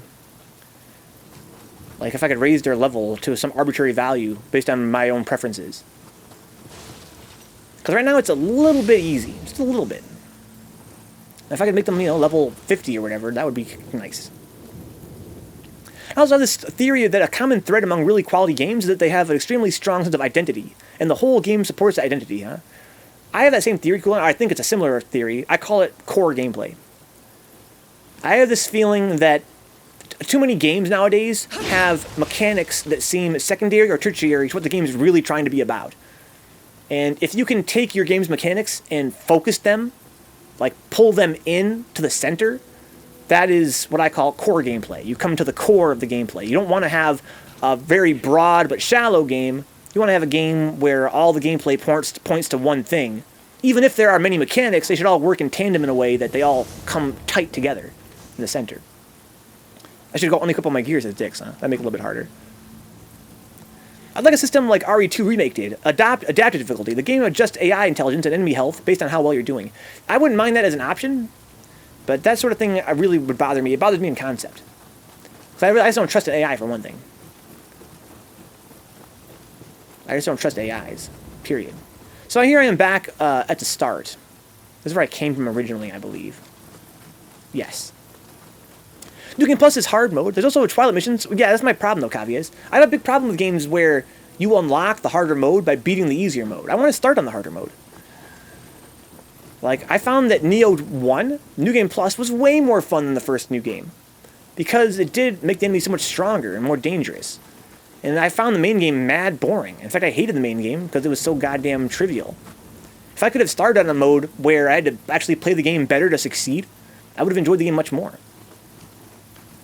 If there were enemies in the game that made me feel like I had to actually change stances to survive, and otherwise use my skills to survive, I think I would have gotten much more out of Nioh 1. And I feel like that's what New Game Plus sort of offers, but I wanted that from the get-go. They separated from their identity pretty hard with the game, huh? I guess maybe it sounds like what you're talking about more is also narrative, too. You're talking about like having a central theme that your game supports. You said, Fallout 76, it's not really a Fallout game. Maybe that's what you're trying to get at. Whereas my thing is a little bit different. That's the sexy thing. Man, Dix always says sexy stuff, dude. I think about banning him sometimes, just for being too lewd. Dix can't even help it sometimes. He'll always be saying sexy shit. What's up, good vibe? Welcome aboard.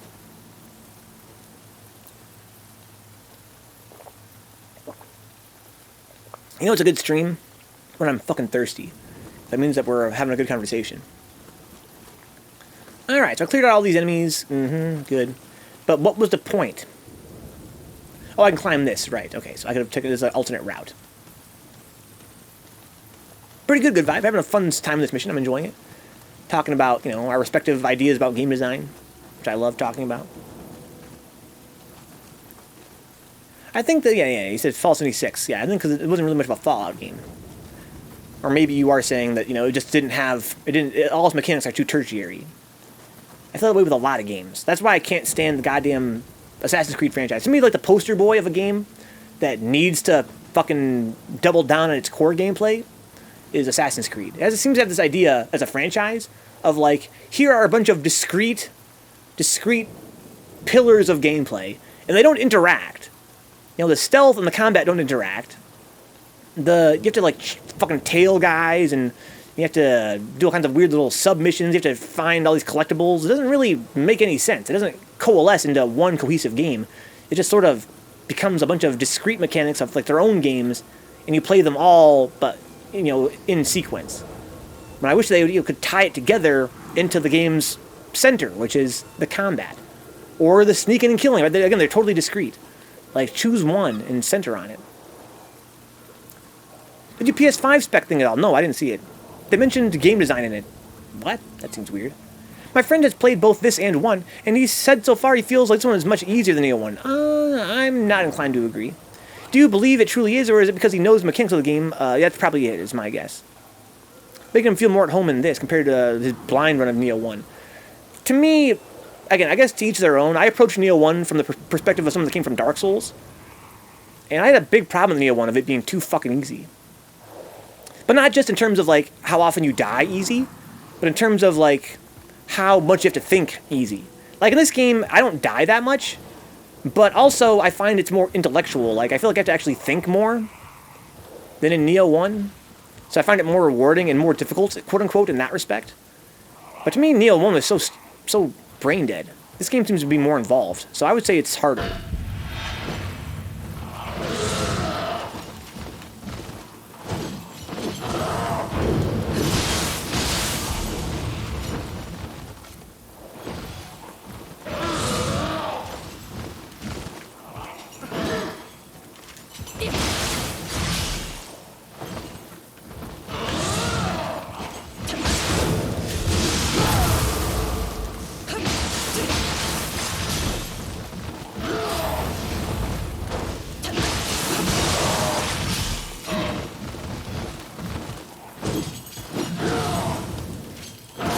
Oh, the poise saved me there. Shout out to the fucking poise, dude. I got a Tengu visor smithing text. That's cool. The PS5 deep dive was kind of cool from a hardware point, but I came to expecting an E3 type of presentation, mixed feelings. I didn't really enjoy it that much. Mark Cerny said because the PS5 will deliver data so fast, developers won't have to do certain things they do in game design to hide limitations. That sounds like a bunch of hype bullshit to me. Like what? What was the example? I think that to say that a game's hardware limitations significantly impact gameplay in 2020 on PS4, I don't think so. The PS5 presentation was originally meant for GDC. It was meant more of a show for developers of the platform and less for the consumers. Huh? I hear one of those witches sharpening her knives, I think. Isn't that cool that you can use the sound design to know who's ahead? That's cool. I have 7 elixirs left. I also have my, I have bombs. I should use these bombs, I guess.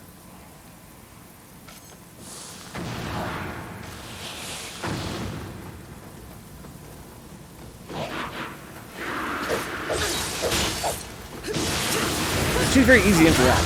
Like, you just want to go in on her with a low stance. He said that they'll make winding paths to hide stuff, long elevator rides are similar in Spider-Man, things like that. Yeah, but that's not really game design. Again, that's just loading screen type stuff. All he's really saying is that they can just not do as much loading screens, which is fine. I've never seen that someone use a bot announcement to pull a command before, huh? It actually doesn't, Astro. It actually doesn't. I did that as an illusion. Basically to teach people the YouTube command. It's not programmed to call itself. It just says !YouTube, then it says its thing, as a way to tell people they can use the command themselves if they want to plug the channel. Cerny has also made the point that their goal is to extremely limit or completely eliminate loading screens completely. Yeah. Okay, maybe because I'm old, but I'm not that impressed by that. Loading screens have been a fact of life that's been diminishing consistently, over every generation. It gets less and less, right? And this game has extremely brief loading times. So obviously PS5 would have very little or no loading times. Or no perceptible loading times. But also I feel like in a game like this, that the loading times they have a very negligible impact on my feelings about the game. Again, maybe because I'm old. Maybe if I were younger, even have a 5-second loading screen would piss me the fuck off. But to come out and say, no more loading times, has that to be like a big deal? I think that's you know, disingenuous. Exactly, good. They always say shit like that, right? Games will work before they are all loaded, huh? Yeah, that was the thing they said was going to happen. It didn't really work out that way either. And we're still going to have to install games. We have to wait for that. I don't know. Kind of salty. It's definitely achievable, but I don't think it's a big deal because it's not some technical accomplishment on their part. Yeah, it's where the tech happens to be these days. That's what I'm saying. It seems like a weird thing. And again, to compare it and say that it's going to make games better, again, loading times almost never make a game worse, especially, again, on this platform where they're so brief. Any time where loading times have actually made a game worse has been when they have been very poorly implemented in games that have been widely mocked for it. I don't think it's fair to say that, you know, we're going to see a huge improvement in game design because there's going to be no more loading screens. That doesn't make any fucking sense. I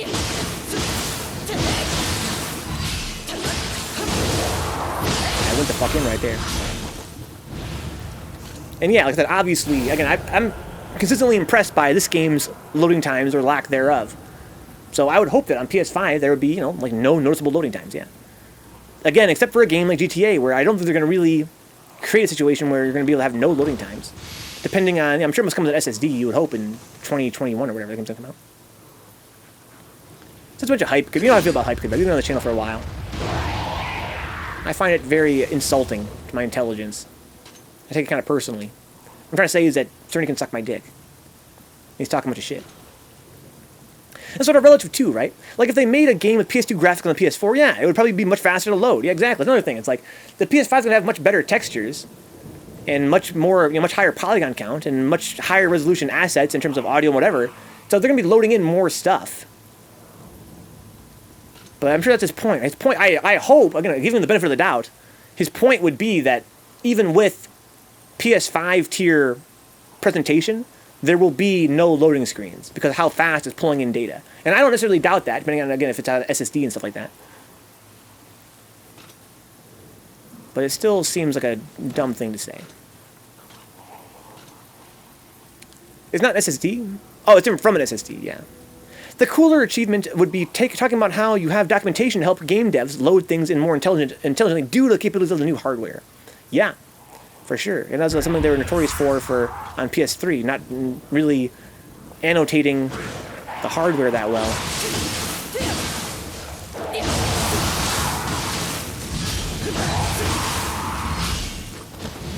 So if they're going to come out and, you know, and say, here's our new hardware, here's how to use it to eliminate loading times, then yeah, that's something that would be braggable.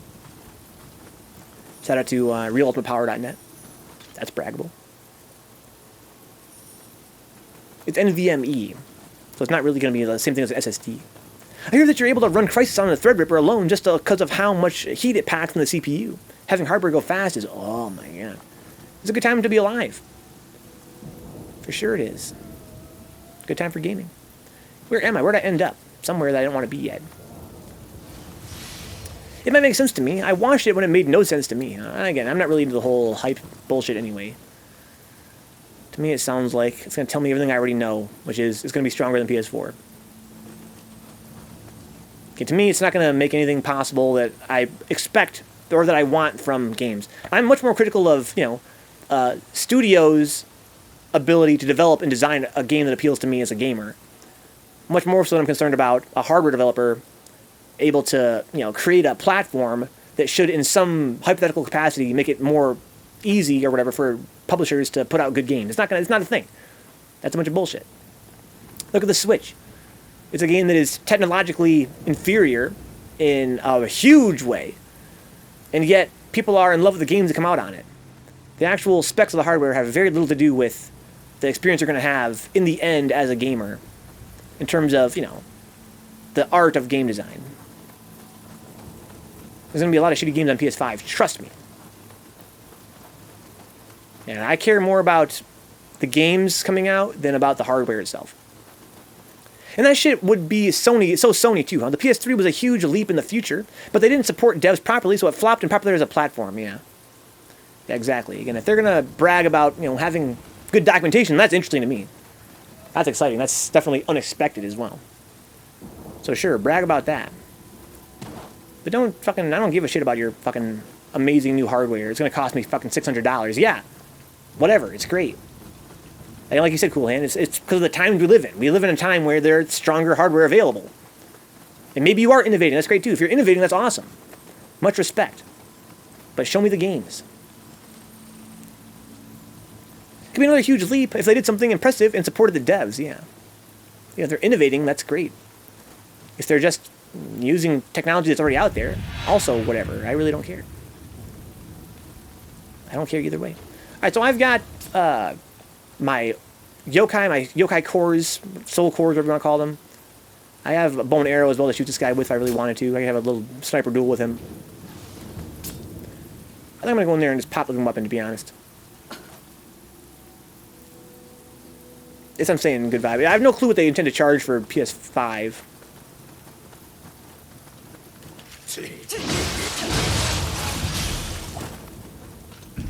What? Can you really have climbed that mountain? Don't block!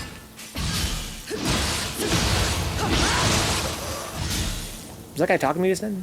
I think he was. So who's this guy? He looks like a fucking winner. Can you handle this? Asshole? Looks like you can. Wow, he's pretty sneaky.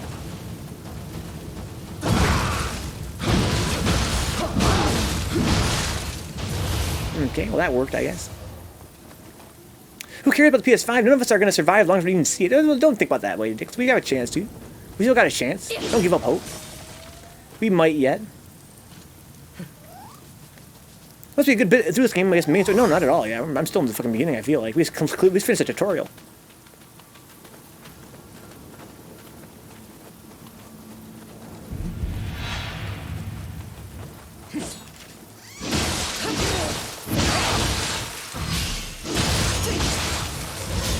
Okay, go the fuck in. So it seems like I have a pretty long time to wait between my shifting uses. And during that time, I don't get any anima for killing people. Seems weird to me. What's up with that? As a mechanic, that doesn't really make any sense. What a whiff.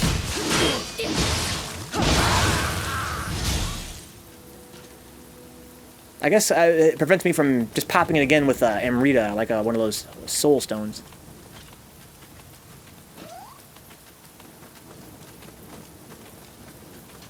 Okay. I feel like I'm missing a bunch of stuff. I could have dropped down there and got some goodies. Do that.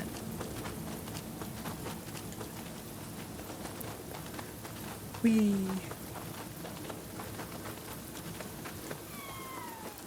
Yeah, it looks a lot better than Nioh 1 for sure. It does look quite stylish. Quite glorious. I watched my friend play it on PS4 Pro last night. It looks even better. I think that in a game like this, that is, if not centrally important, then at least important. Again, I feel like having a better presentation overall in this game makes it more of a worthwhile competitor to a game like Dark Souls, which is not only known for having really great gameplay, but also having a beautiful, beautiful presentation. I like the fucking Prague following me, the little cat skin. Oh, hi. Almost missed you there, bud.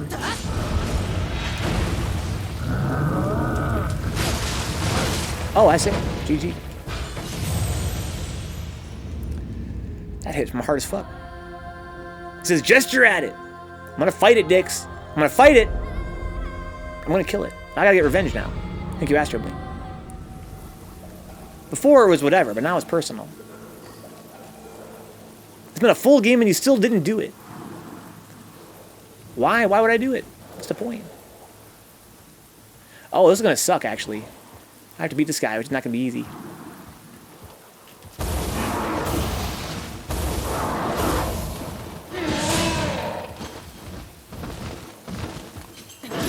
Oh, fuck!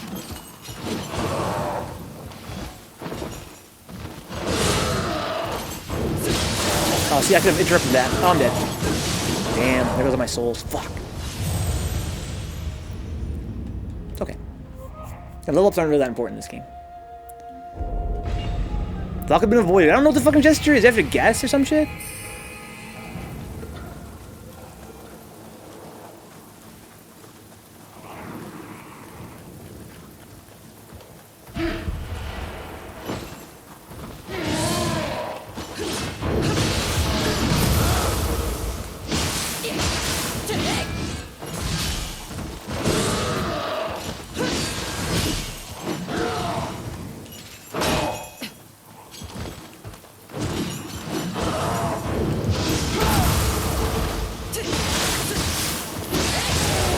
really bait him to do that burst and get a pretty good counter out of it. Either a blue, yellow, or red gesture, so it's lumped together. Okay, so it's going to be, actually, I have 1-3 chance of guessing correctly, yeah. It's kind of like Goldar, yeah.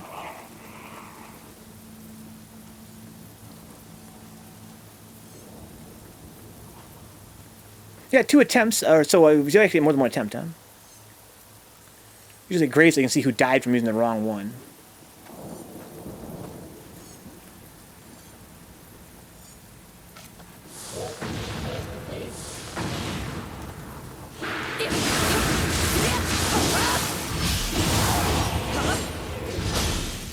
Okay, fuck you, lady.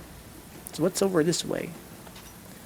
Yeah, it's like a shortcut down and around. But I go up this way, I can kill the guy that's gonna try and push a rock on me. I think every wall in my game has been yellow so far, huh? It seems weird. Did I go back in here? I did not go back in here last time. Okay. Interesting. Hat looking like a Mario power-up, huh? It kind of does. But I like it. It's stylish.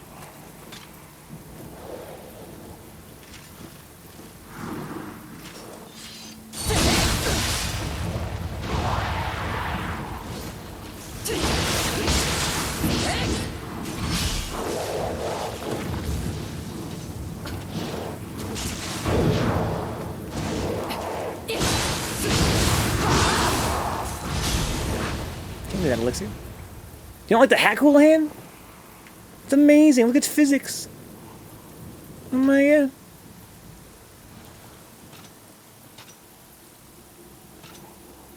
Okay, so now I can go down and around, I think. That's what I'm saying, Dix. I like the way it sways around. It looks ticklish. This is where I killed all those Gakis, I think. Sure it is.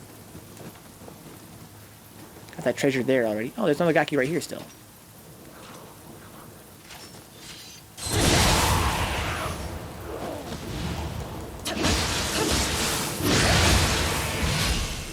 Okay, I got a Gaki Hunter title. That's cool. Did I come this way? I guess I did last time, huh? A toilet brush. I think of it more like one of those brushes that Bob Ross uses, man. A cool brush. Not a lame brush.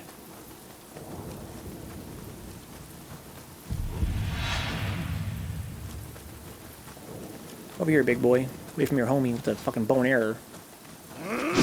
Don't do that. You're gonna run out of stamina, my mans.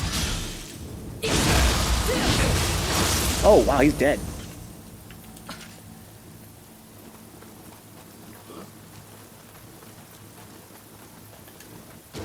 Ow. Fine, be a bitch. Let's do this. Blup. Magic spell, heal me up, please. Thank you. This guy's kind of a badass. I beat him last time with the Devil Trigger.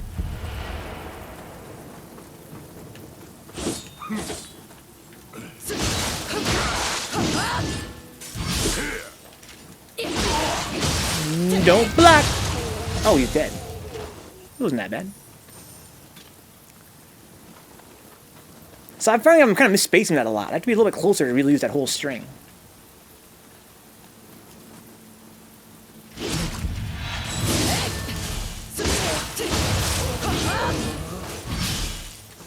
I don't even see me yet.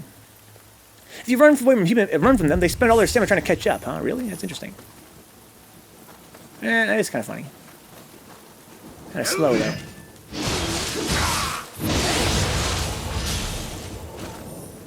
Okay. So now I want to go back into the cave. If I had to guess, I would say that maybe this entrance... Oh, this guy. I gotta revenge myself, right?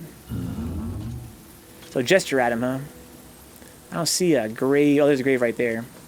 Oh, that's my grave. No. For his friendly behavior. How do I view what he did? I can hold O to fight him. I don't really want to fight him. Hey, bud. Try this gesture. Just need to try one of the 3 types.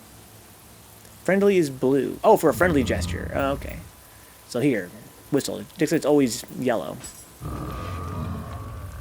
Are you pissed off? Or are you good? I think he's not either way. I get another try. God, I fucking hate it. It's so backwards. Backflip. There you go. Thanks, bud. This got tip dicks. It was easily worth it. Sweet, sweet hot spring. Aw, yeah. Aggressive is red. Okay. Friendly is blue, neutral is yellow, aggressive is red. So I think I'm supposed to go this way. That's where the end of the stage is.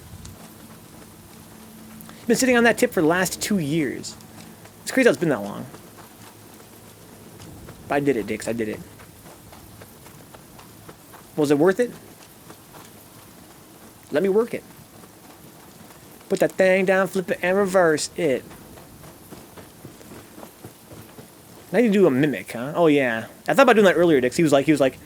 And I was like, for the first time ever, because we did that multiplayer game, Dix, I have never used a gesture before until last night. And I was like, I could try and mimic his mimic. I could try and mimic him. Sure. And I was like, it's more fun to kill him, though. Just body this dude. And I did. And it was good. I can't do mimics in this game. None of them make sense to me, huh? Yeah, Kavya tried last night and he fucked it up. Mom, so that was you, wasn't it? Yeah, that was you. So I haven't been here yet. This place looks sick. Oh, there's a newer Kabe up there. Excuse me, a Nure Ona.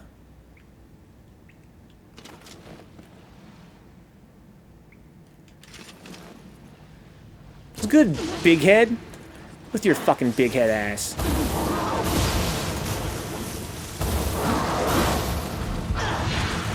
Oh, this is bad. Oh no, what happened to my fucking... Oh, I don't have any anima. Fuck. I tried to use my fucking pulse there. And my burst counter. You're done. Oh, I'm paralyzed. It's alright, it's not gonna kill me.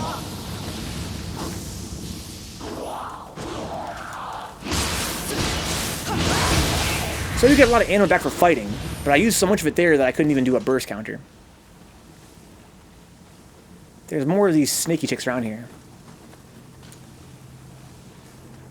Why am I here? There's no treasure.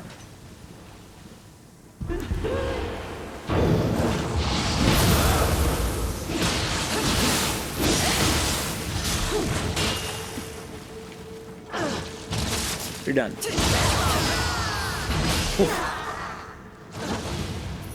Ooh. Scurry. Fucking Richard Scary, dude. Fucking keep it down now. Voice is scary. That's where I came from over there.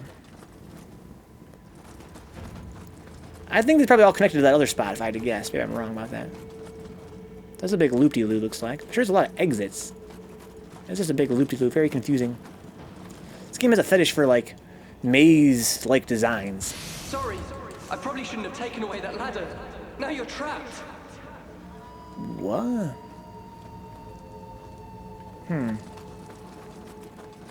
There's something on over there. Where does this lead, though? Why can't Nioh take place in medieval Europe instead, huh? That's what Dix wants. Dix likes that dark fantasy aesthetic. I think about that too, Dix. I thought about that when I first started playing this game. About how... I think this game, again, this could be racist. This could be super racist for me to say. But... I think this game is limited, aesthetically, by its fixation with ancient Japan. Now... I think that, again, it's important to remain thematically consistent. Right? I think that this game does that very well. That's why I haven't mentioned it on stream before. I thought about this in the shower, and I was like, yeah, I decided at the end, I was like, I'm glad that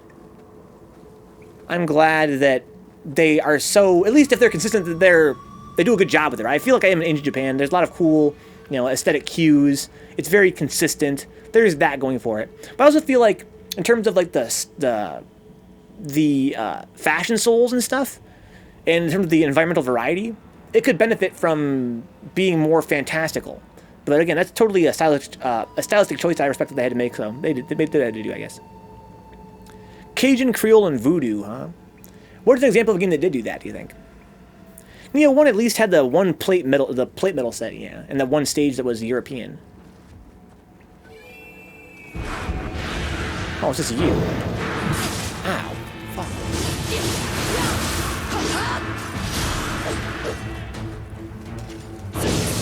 Oh, fuck!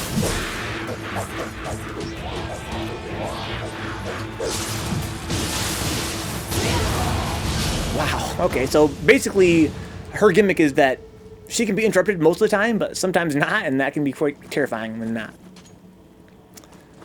But yeah, again, this game, I feel like, from a Fashion Souls perspective, and again, in terms of the environmental variety, you know, you could be more fantastical and have more influences, you could be more global, but that might take away from what makes Nioh Nioh, so that's why I never really mentioned it before. I sort of decided that I'd kind of rather it be like this than have it be, you know,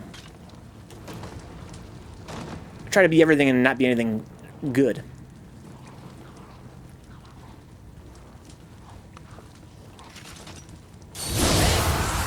I feel like you need to shoot her with your rifle when she does that blade spin for the perfect Indiana Jones moment, huh? Yeah, you're right.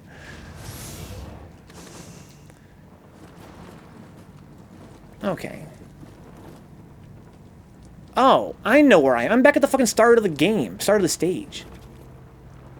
Well, that's sort of awkward. I gotta get that treasure. There's some good treasure down there, I hope. Holy fuck. Is it worth it to go all the way back to the start of the stage? I mean, my curiosity is too strong. I gotta check. It should explore the world. We-oh. Not just Nioh, but we-oh.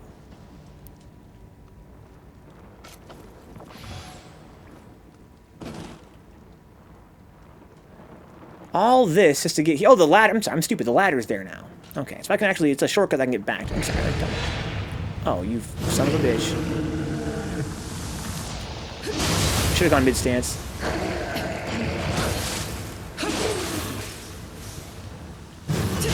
I really hate those things. So if it wasn't clear from watching me fight it just now, those guys are... Oh, I fucked up. It's okay, I can come back and do it again. But, those guys have a special property about them that... It's, in the last game, only 2 enemies had that property. One was the floating heads, and one is the wheel monks. Basically, you cannot touch their bodies. If you touch their body, it counts as a hit, which stun locks you. So to hit those little floating heads, you have to actually space them out so that they only touch your sword and not your actual body. Which is very annoying. You can just climb the ladder. Yeah, exactly. I'm a dumbass. Yeah. I realize that now. I see the error of my ways.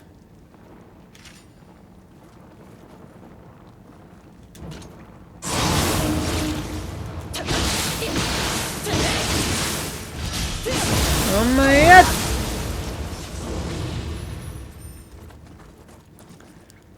Okay.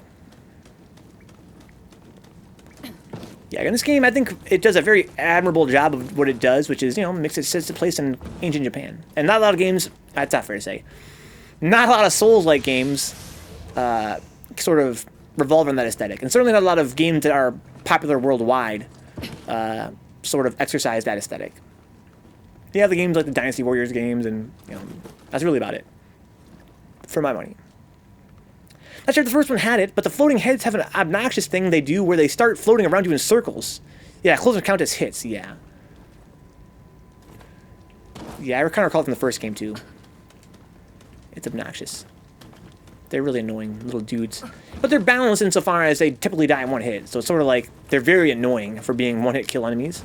Which is sort of admirable from a balanced perspective. Like, for an enemy that dies in one hit to be so fucking annoying is sort of interesting they were able to pull that off so well. Oh, what the fuck? Have I been here before? No, I have not. So that was some kind of secret path. I definitely want to go there. Oh my... You fucking whore. I'm sorry. I don't know you personally, but I feel like I don't want to know you personally.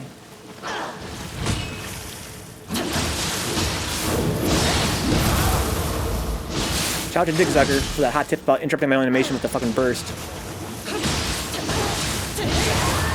That was fucking sick. I'm glad Assassin's Creed has become more Souls-like, since the last few have had pretty neat environments. I'm not totally sure I understand what you mean by that, Dix. Do you mean that it's more Souls-like in terms of the environment, or do you mean in terms of gameplay and also the environments? Like, how have they become more Souls-like?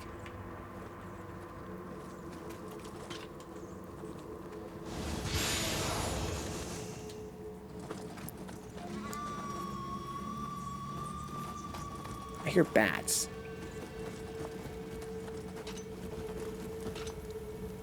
Okay, so this is where I'm supposed to go in and get Shrek'd.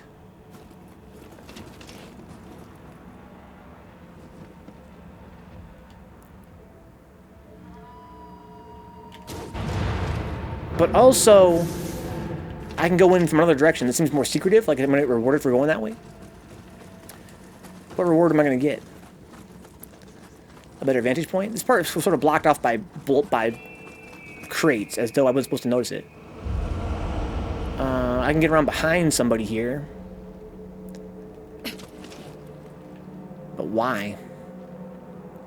Combat and dungeon. Enclosed area. Design, though it's still pretty Assassin's Creed-ish. I only ever played 2 Assassin's Creed games. One to completion, which was the first game. I even 100% of that game. I found all those stupid little things. And then I played 4. A little bit, not much. Probably for about 8 hours or so. I don't like this. I feel safer from the other side, to be honest. At least then I can escape.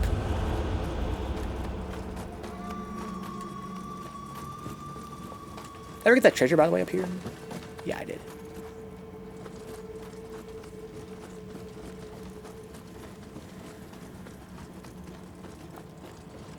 So there's that guy. He's gonna be pretty tough.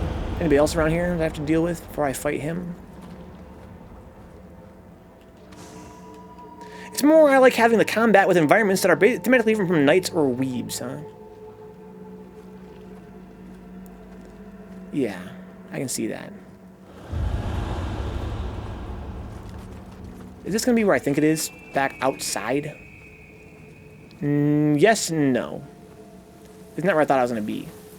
No, it's not where I thought I was gonna be. I'll come back this way in a minute. I'm gonna use the bathroom real quick, guys. I'll be right back.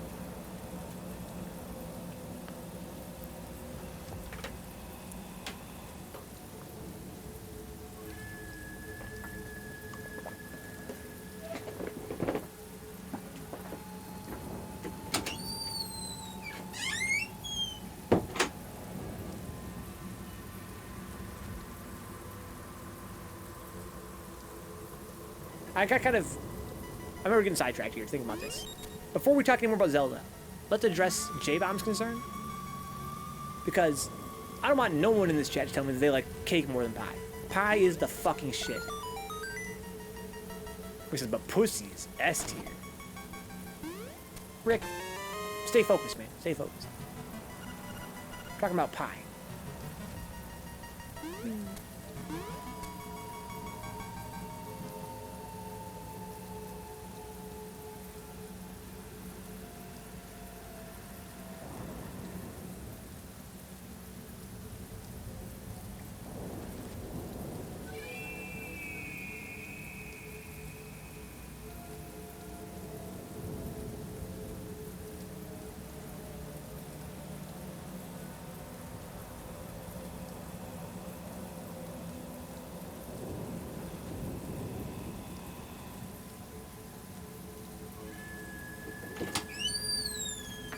Though. I mentioned earlier that in my mind, I always use the Assassin's Creed franchise as the example of a franchise that could benefit from a greater focus on core gameplay. I feel like they just try to be too many different things, and each one is very shallow and poorly, engineered, in my opinion. I wish that they would just be a thing and do that thing well. This is a really weird little area. It's a weird little... It's a very weird little dark realm. It's kind of small.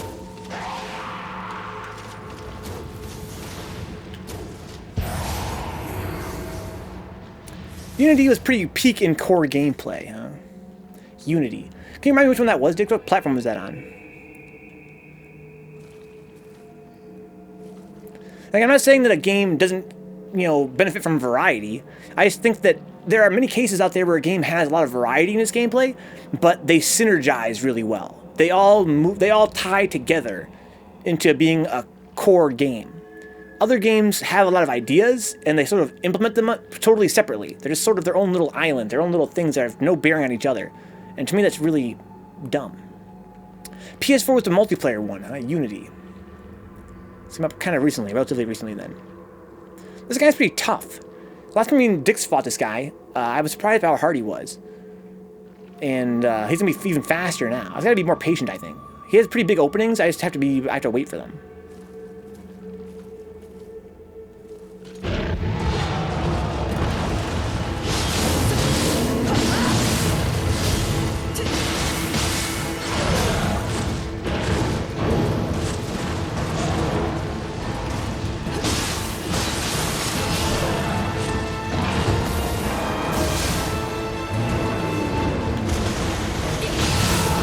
Oh, what the fuck?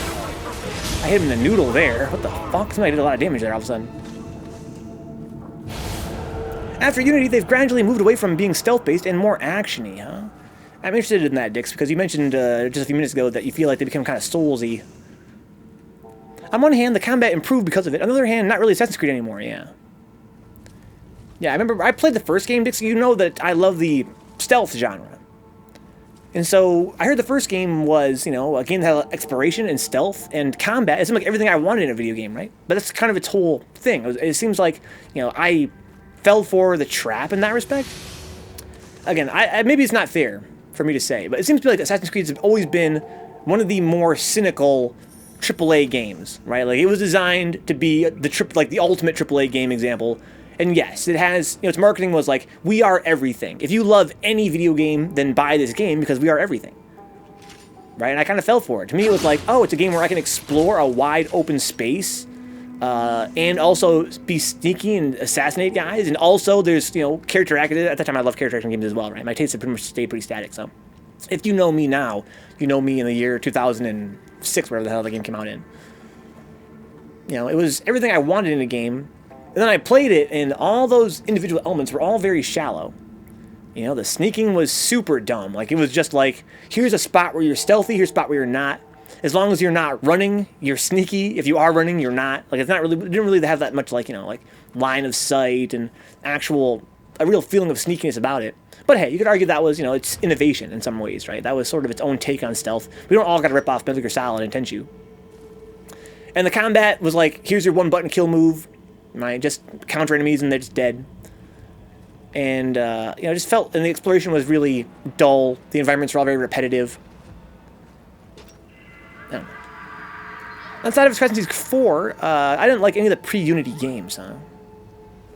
Ian says, you pretty much described every Ubisoft franchise. They're all, you can do anything and everything games, so they lack any sort of core focus. That's why I'm naturally just against a large portion of any open world game in the past decade or so.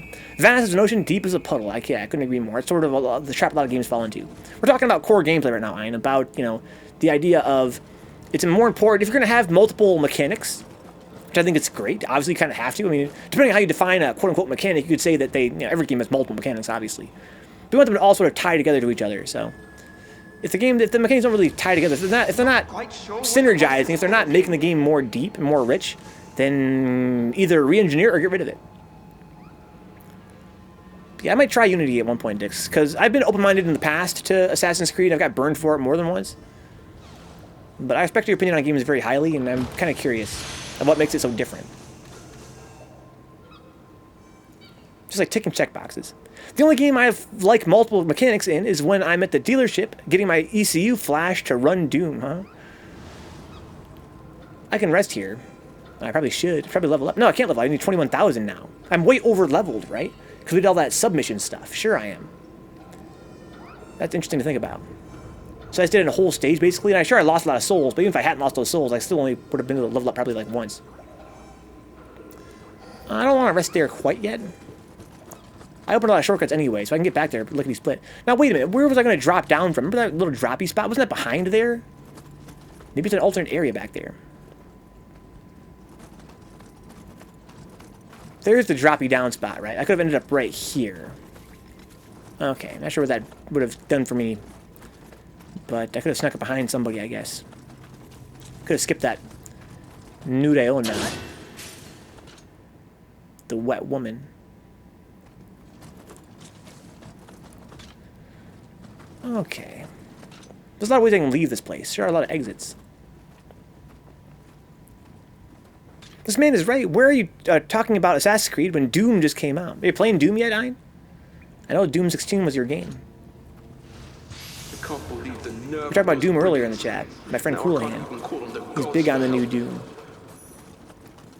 That's where I came from right there. True or false? Because I'm about to be. Because I can enjoy my guy. Yeah, my friend Ein is likewise not a huge FPS player, but he fucking loves Doom 2016.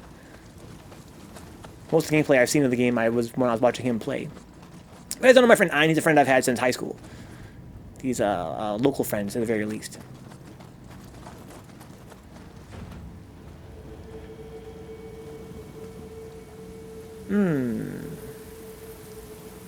It's a shortcut I could open up. Where the hell does that lead me, though? You want to talk about a game with mechanics that works well together? There's a good example of it. Tons of options and choices that just make sense in the game space. Yeah. That's a real... It's a real accomplishment.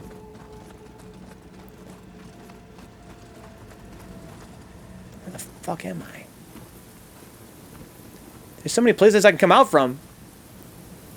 This is where I thought I was going to come out before. Yes, okay.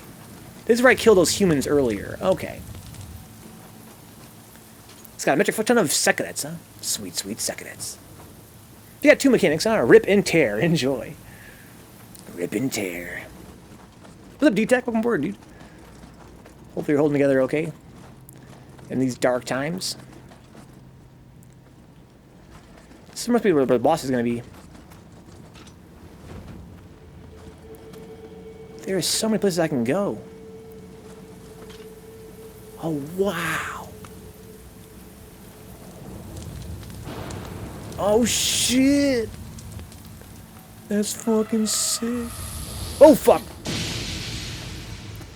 Is there gonna be one of those little weird electric lines out there? Electric line gonna tell you where the lie is. Take my hand out of control. This is that game that bothered me last night. Yeah, Nioh 2. It's rough. You did quite well, though, to the very least. For not having played Nioh 1 at all. Take my hand out of control. Hey, well, I can go that way now. Why? Oh, I'm back at the start of the game. Well, I mean... Okay. Maybe that's canonical. Maybe I can go back and get that guy on my team now. What's up, little buddy? Here, have this thing. I got it just for you. What can I get for that? Best I can do. Take it or leave it. I got some hatchets, that's cool. Almost got Pikachu'd for sure I did, man. Almost got... So I'm going to go back here, and just out of curiosity, because canonically, I just rebuilt the bridge that's preventing the soldiers from joining me, or some shit. I don't imagine I'm going to unlock anything by doing this. But there could be like an Easter egg or some shit back here, so I'm going to go back and check it out.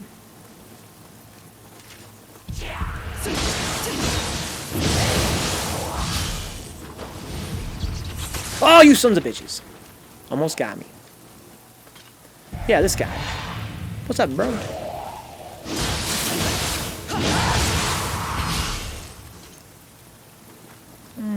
Okay. Hey there, man. You want to join me now? Like, be on my team or whatever? Like, be a party with me? My plan was to fight so bravely that Lord...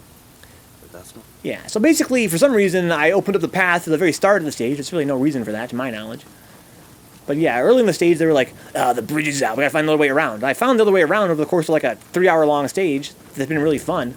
And now I just knocked a tree over to, I guess, fix the bridge, but it doesn't really matter. Would it make sense to give him the max rarity of a weapon or armor piece you weren't using, so you might get back something worth using? Pretty smart, Brian. Pretty smart. I really don't give a shit about those little guys. That's why I've just been giving them whatever. I got a title for giving them stuff. That's kind of what I was hoping for. I got a little chivo for interacting with them. But you're right. If I were actually giving a single fuck, I should give them something that's really good. Something back that's hopefully really good. That I actually would want to use. So, I can go down this way. Oh, no. Now I know... Okay, yeah, so there's only one way to go now. Okay, I see. So I should rest here at the shrine, then.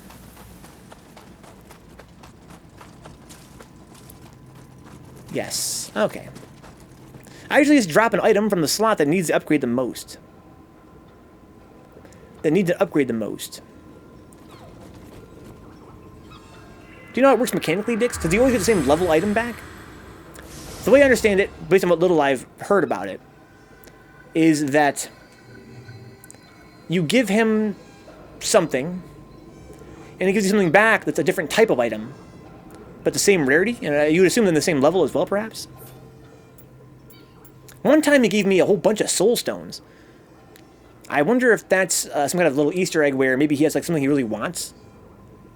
It is the same level as what was dropped, huh? And the same rarity, and the same slot type. Okay, cool.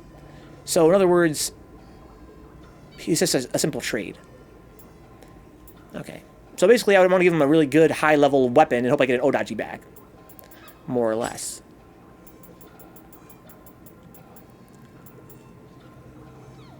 Okay, so let's go through my shit now. It's been a while since I did that. It's been a while. I have so many of these goddamn Odachis. I gotta start sacrificing this shit. Man, I might do that right now. I wish I could see what its base attack was before it got all leveled up. I guess I look at the level right. I have 25 Odachi. What's higher than 25? Anything? I should sort by level then, right? Sort by level. So my Odachi's level 25. I have some 26 stuff here, including an Odachi. I don't really care about 26 though. Anything higher than that, like much higher than that. I have a Blood Splitter to level 30. That's probably what I want. I love this Blood Splitter blade. It has this feature where it's sentient. All weapons, range and melee, are lumped together. Okay, so I might get a bow back, even. Take my hand out of control. Yeah, having 2 more attack isn't really worth not having the sentience. I get mid-attack damage. I don't ever use mids. I get some minor reduction to high attack key consumption. I don't really care. This one gives me corruption. That's sick. More Amrita. Okay, quick attack key consumption. Grapple damages. But yeah, it was whatever, man. Let's whip this. Sick. Okay, hand axes I don't really super care about. It's whatever. 28s. Never really fuck with these that much. But what's interesting is the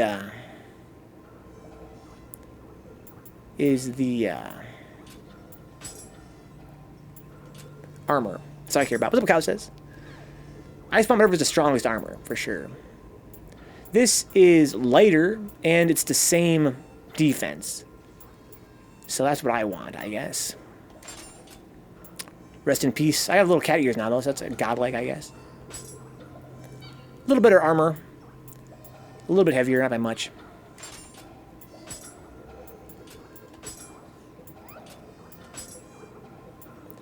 Slightly better greaves. Quite a bit heavier. Still an even 70, though, so I'm good. Transmog, you don't like my cat helmet, dude? Oh, my lord. Alright. Got a virus, huh? But I don't want to have to reinstall Windows 10. The Monster just runs some antivirus software, Cow says. Okay, so... I want to level up now. I probably have soul stones I could use. Cow says likes it. The cat ears.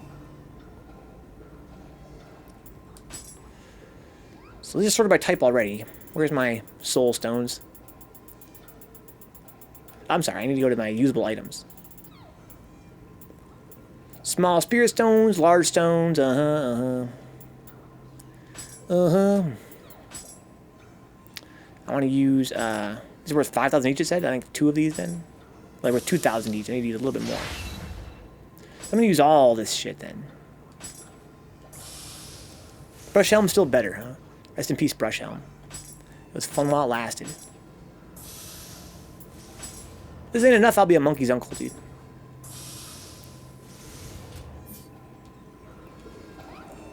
Please be enough. Yes. Okay, so I want to raise, I guess, my strength.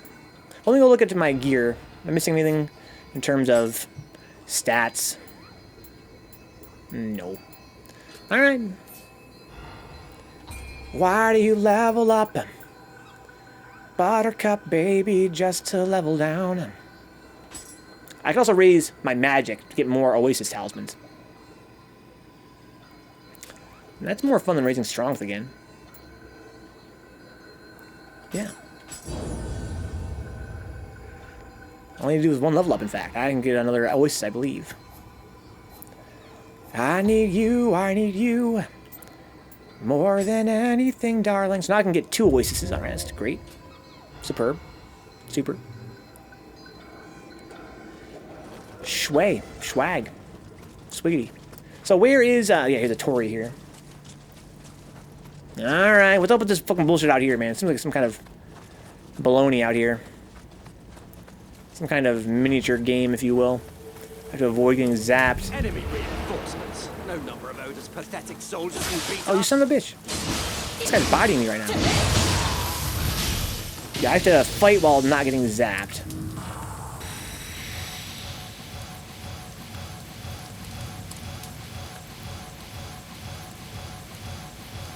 Okay.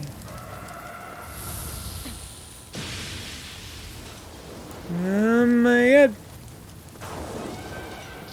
What's that sound?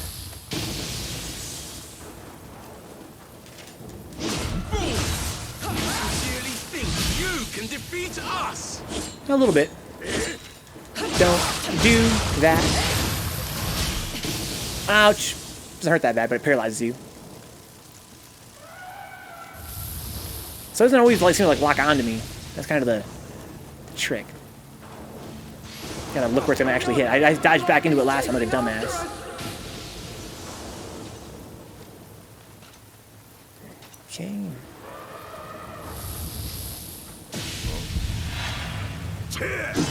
Bonk, bonk, bonk, bonk.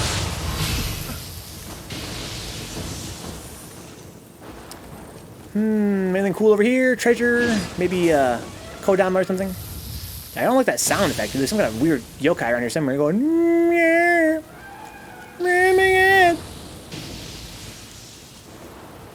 Okay, well, I'm wiping lots of people out, but apparently with not a whole lot of poipus. So where did I come from? This way, I think, right? Yeah, there's the cave I came from. Yeah, it doesn't really seem to be like targeting me that strongly, if it is at all.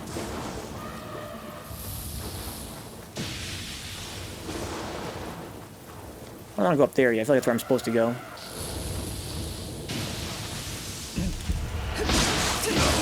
Blub, blub. Oh my lord. There's a Kodama right there. Hey, little bud. Return to base! Okay, you can use a stereo sound to get a feel for where it's going to come down, the lightning. Otherwise, what will become of Lord Nobunaga? What have I become? Alright, let's fight a boss, I guess. It's like a bossy sort of situation over here. Oh my god. Who are you? Who are you? First human boss?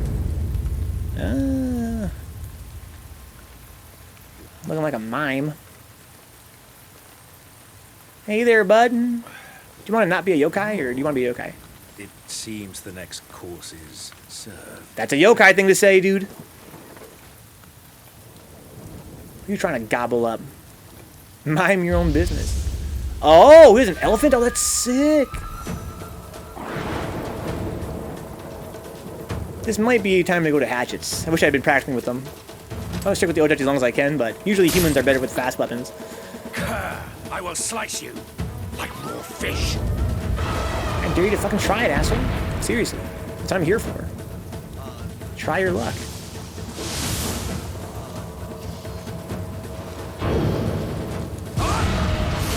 Ow, okay. Oh, that hurt pretty bad.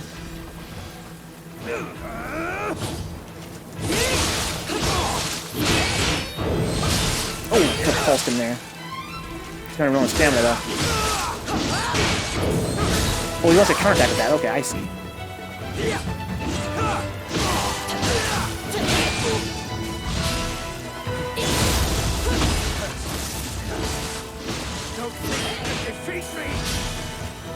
Don't flop. You oh my lord! Thought I was a genius! But I'm not. No item, that sucks. Oh no. Too much dodging.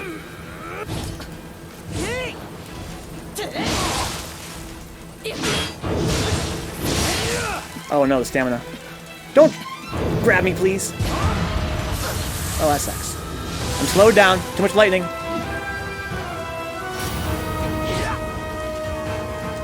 I'm sentient, though.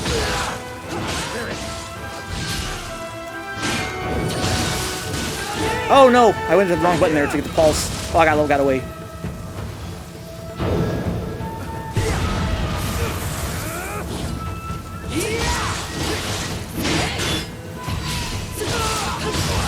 Oh my. Whew. That guy was. I think I'm quite overleveled, I think. Okay. Ooh. This guy's Japanese voice actor is the Frieza voice actor, huh? Oh, interesting. I've only ever heard dubbed Frieza. They're kind of similar. I remember burst counter can cancel. Yes, I was in the wrong, but I was holding R1 and O instead of hitting R2 and O. That's why it wasn't coming out.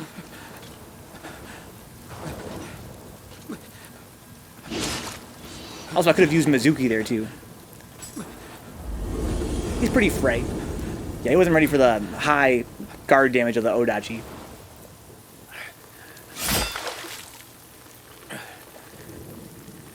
Frieza, wow. Lip swirly. So this is how it ends. Give me your fucking elephant, dude.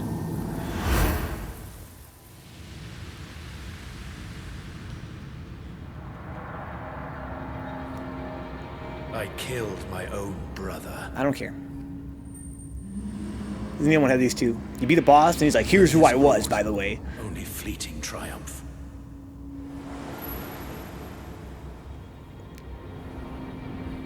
The fertile plains I ruled over will soon be plowed. Okay. By someone else. Damn. Rest in peace. You threatened to eat me, though, do you remember that? You threatened to eat me, so I'm not super sympathetic right now. His people to a new world.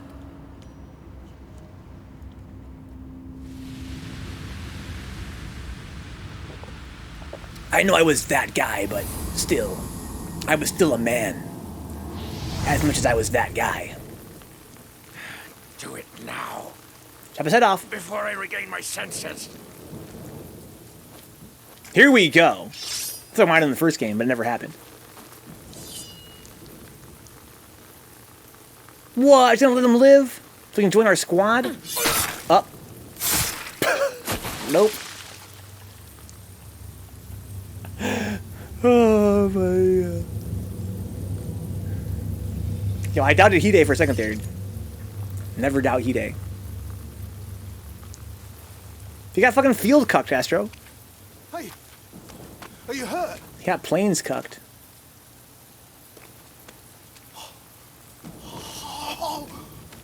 Eddie, do you know what this means? Yoshimoto is the greatest figure in all of Tokaido. Do you hear me? All 40,000 of his troops are running for the hills. So now I know why you caught the Viper's eye. Okay, so now we're aligned with the army or some shit. We just kind of proved ourselves to whoever these guys are. So I got the elephant, that's sick. An electrifying triumph. Wow. No thanks. We're in Kyosu Castle, huh? It's not the same chick we met before, it's a different chick, I think. It's one of the Japanese lady walk.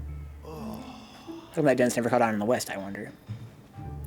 You're gonna walk like an Egyptian, but how about I'm gonna walk like a fucking classical Japanese? Hey, it's Scampus! What's good, Scampus? Nice and warm.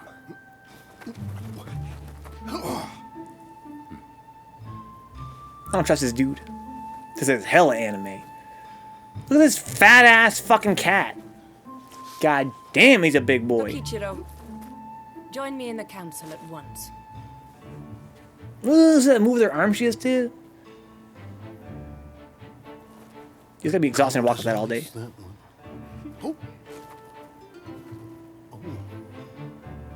I hear you have aided my brother greatly. I hope this shall continue.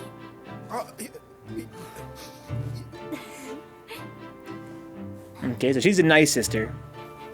But she's gonna betray us later. Oh, she's got a fucking spirit too.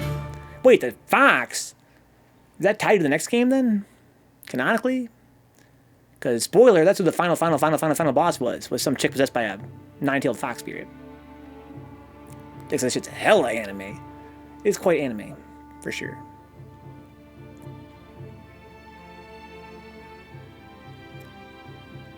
Okay, we sure unlocked a lot of stuff here. The hidden monsters of Okehazama. It seems like Lord Nobunaga might even make us a samurai for the feat of slaying Yoshimoto.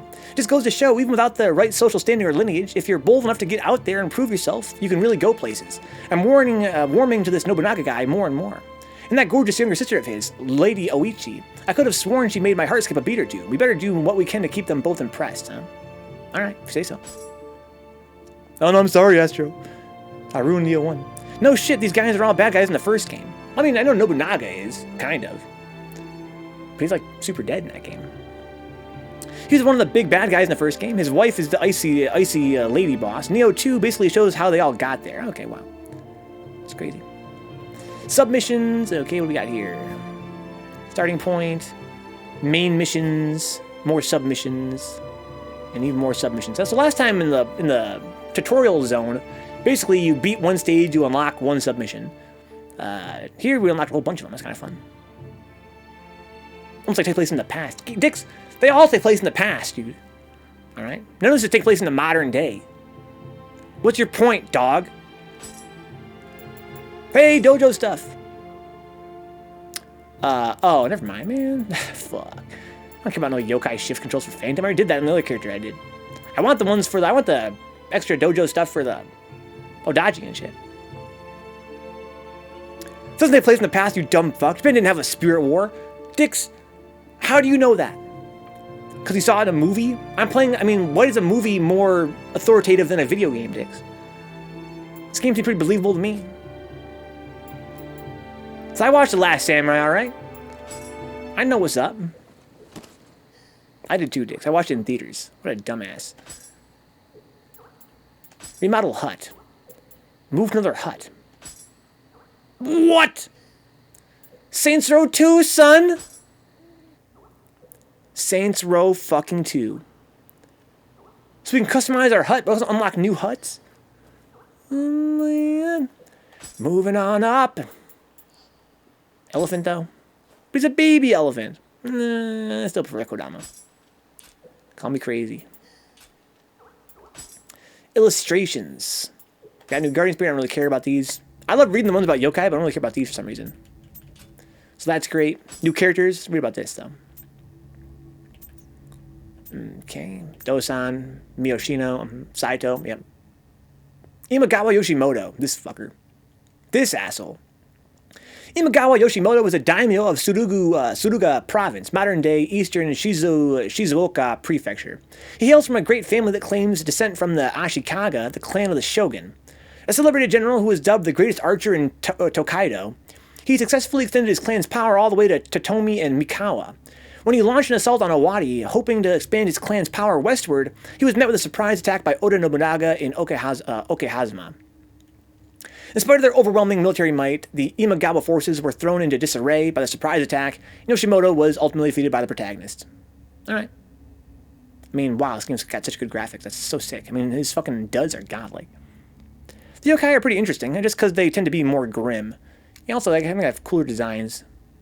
But speaking of cool designs, man, look at this guy's fucking threads, bro. Wow, sick. Good graphics are the dude's, as the dude's sheath clips out of his coat. Dicks, what are you on, team no clipping allowed? Because all my friends are too, and it's really annoying. For sure, it's really annoying.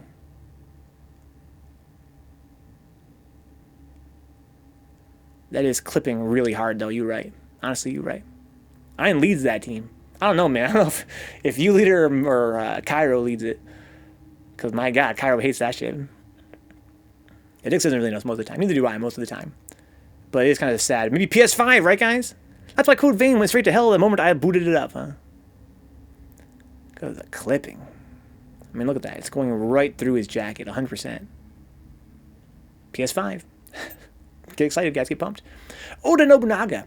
Oda Nobunaga is the daimyo of Owari province, modern-day Aichi Prefecture. His logical and adaptable manner of thinking led to his revolutionary introduction of firearms into the battlefield, earning him great success as he expanded his power. However, his neighbors, the mighty Imagawa clan, have posed him a constant threat. With the protagonist's help, Nobunaga's army is able to defeat the Imagawa forces, and the Oda clan's power grows ever greater. Nobunaga is the type of man to value one's ability over one's birth, and this appoints Tokichiro and the protagonist as his vassals after their meritorious performance in Okehazama. Meritorious? Worthy of merit? Well, I never heard that before. He has angry eyebrows. Oh my God.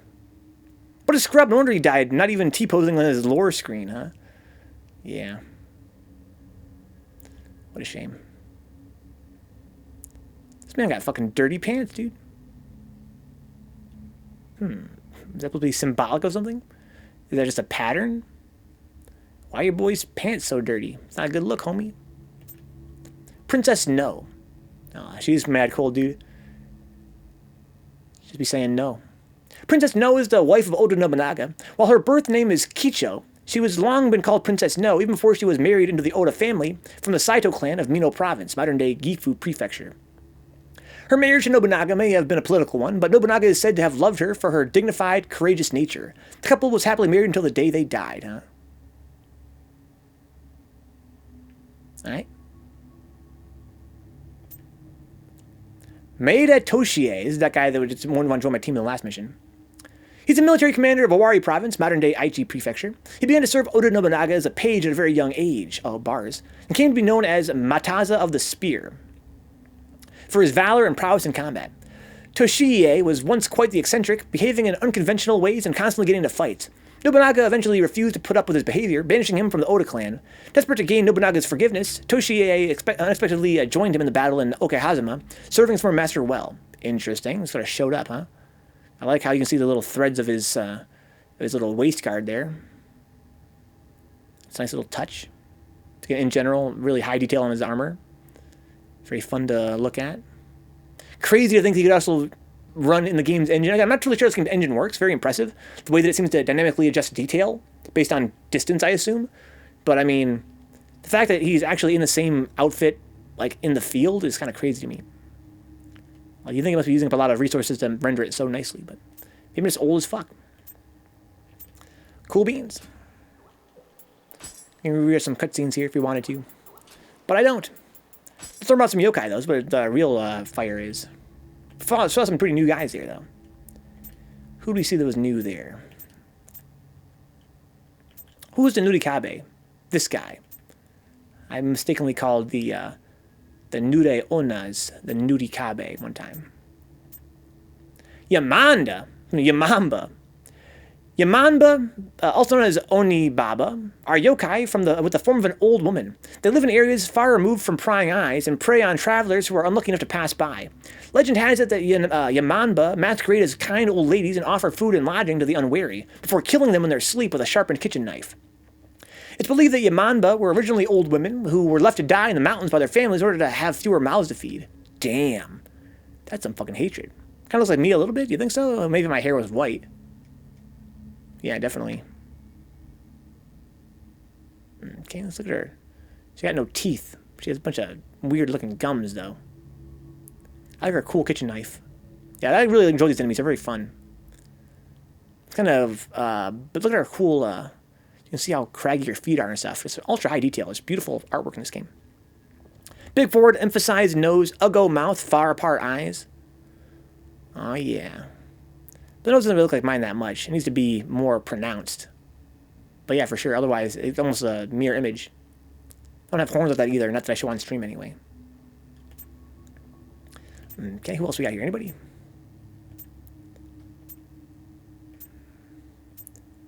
Uh-huh. Maybe not. yeah. I love this fucking chick so much, dude. She's so great. I want to marry a girl like her one day. Sudama. While the Sudama show great interest in human possessions, each one can favor vastly different things. A Sudama that receives an item to its liking will demonstrate immense happiness. Okay, that's what I thought. And has been known to gift its benefactor with a precious item in return. The converse is also true. One who presents a Sudama with something it despises will incur its monumental wrath and invite punishment for their transgression. To lose one's life in this way would sadly and surely be some cosmic joke. As with all other things in life, pranks on a Sudama should be carried out in moderation. But I don't know what they want, though. Does she have a face under her hair? A face under her hair? I'm trying to understand what you mean. There's a snake face there.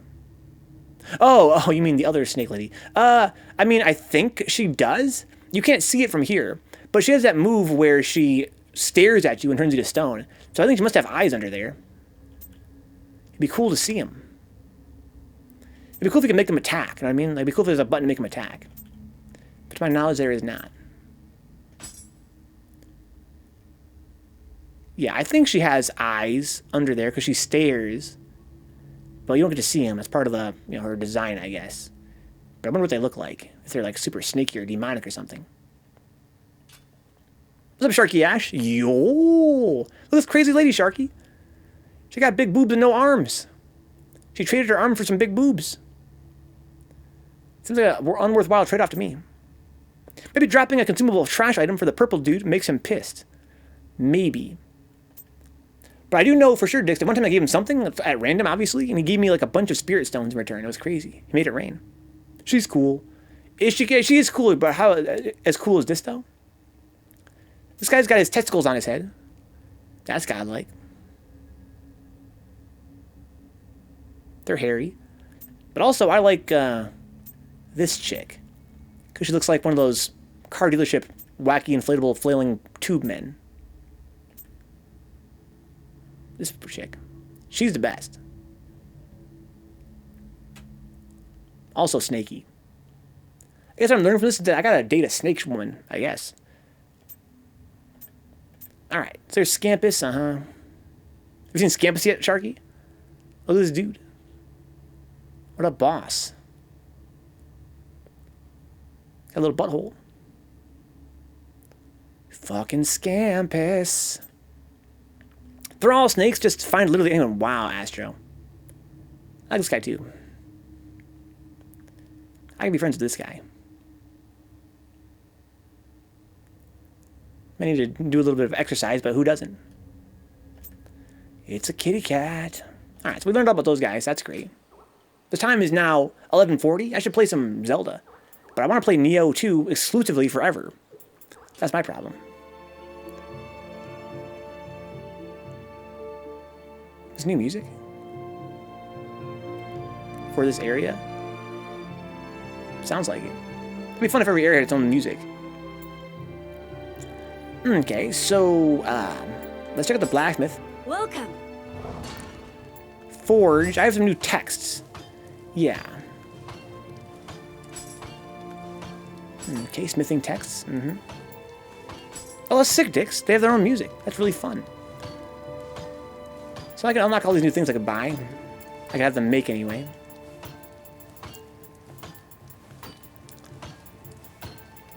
Okay. I unlocked, they said, some kind of mask. Some kind of yokai mask. That'd be fun. I don't think I've seen one of those yet. In the wild. I beat a random yokai, Dix, and I unlocked a mask of that yokai. That might be a new mechanic in this game. A new, like, type of unlockable, basically. So I want to make armor. What was it?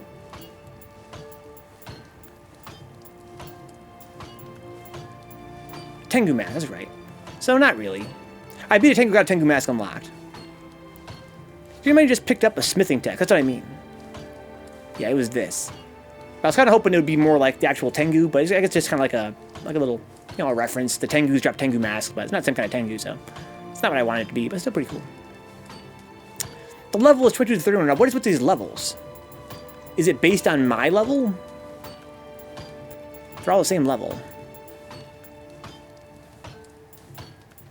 They drop like normal items, but when you pick them up, you get a prominent message now, yeah. This is all pretty cool. It's based on my level, okay.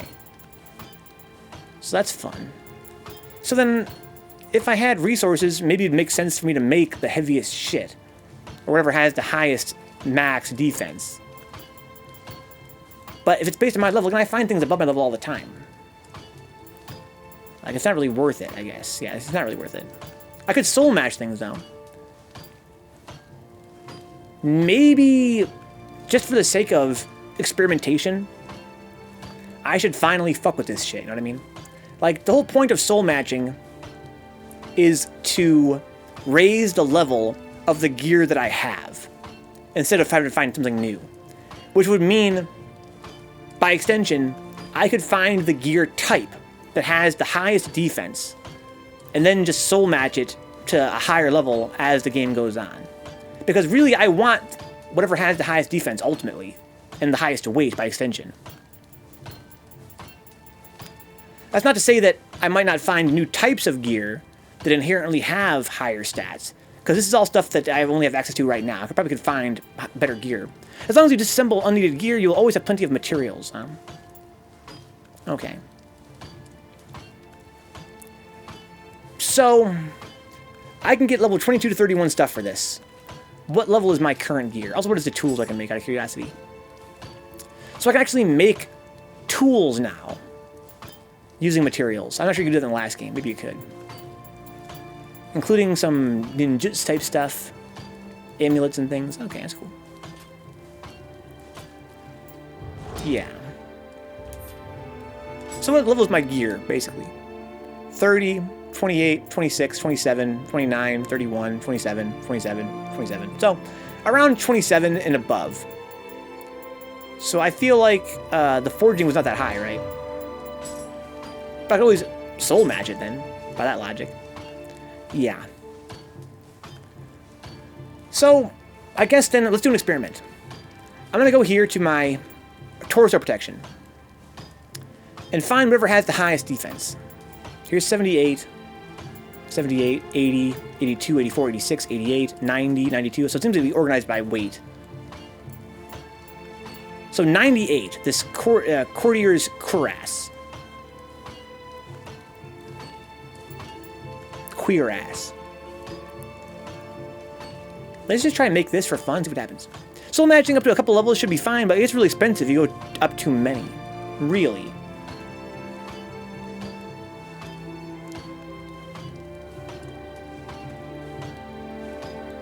Core ass. With your core ass. I'm gonna make this real quick. So I can choose what to use or some shit?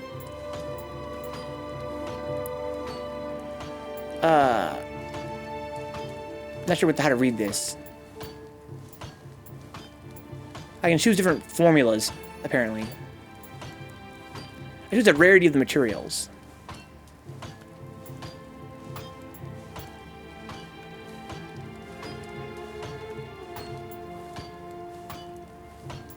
What's the difference? Oh, I was meant to change it.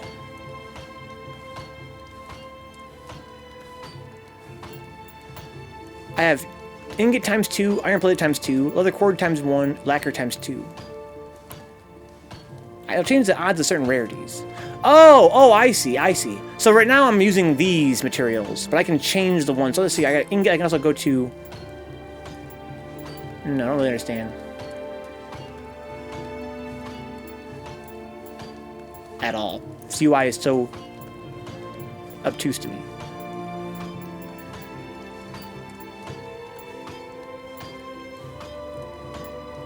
So put the 2 purple down and put the 2 blue as an example.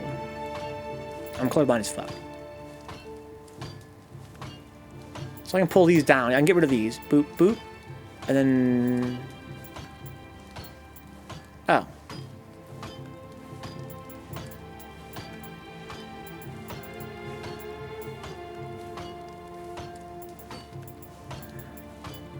I need to have at least 2, exactly 2. Fourth slot's purple, third is blue, and 2 is yellow. 1 is white.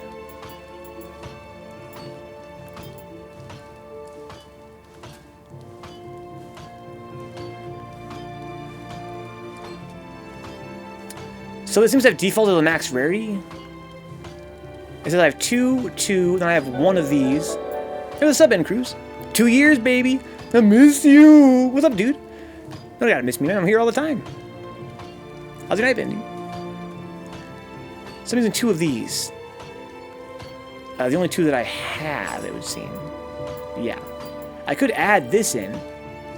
Oh, but I see it's times 3 that way. Oh, so I can only use 2. So it seems to have defaulted to the highest rarity possible. Okay. And I have 3 total. I could use 3 if the formula would allow it, but it does not. Only allows a max of 2. I could also use 1 of these and 1 of these. Okay. Okay. I got it. Thank you, Dix. I think I understand. Warge it! Sure. So I got the best roll, a level 31. I'm not sure about the rarity, but yeah, I got a good roll in terms of level. 100 defense. That seems like it's going to be worthwhile. I'm pretty sure it's much higher than my current one, right? Equip it. I'm just going to go to my inventory, my equipment from there. So, how much better than what I had? It's not. It's worse than what I had. I'm loving it in cruise, yeah. I already had one that was level 31. So I accomplished nothing there.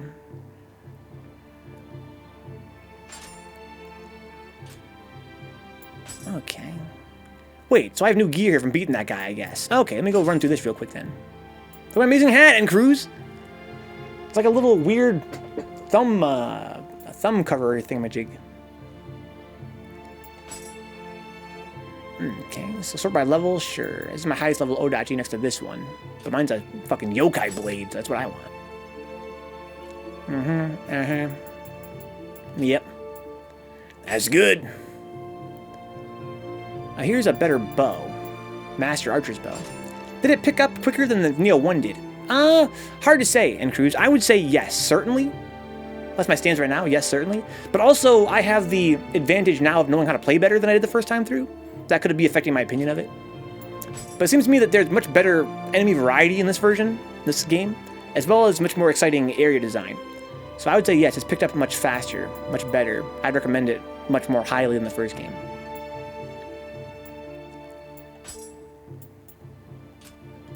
Yeah, I'm about it, bro. I am for sure about it. Okay, so here's what I'm gonna do. I'm gonna disassemble all my gear into materials. I'm trying to experiment right now with forging and cruise. I never forged in the last game at all.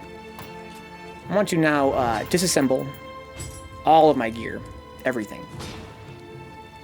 That means doing this, doing check all. I'm going to here and checking all. Kodama Bowl! Oh my god.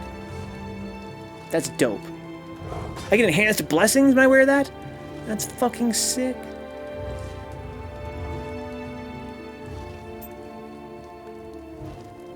Check all. Forged gear has lower stat requirements than picked up gear. Really? Well, that's interesting. So my goal here as an experiment is to just basically forge all the heaviest gear I can possibly forge.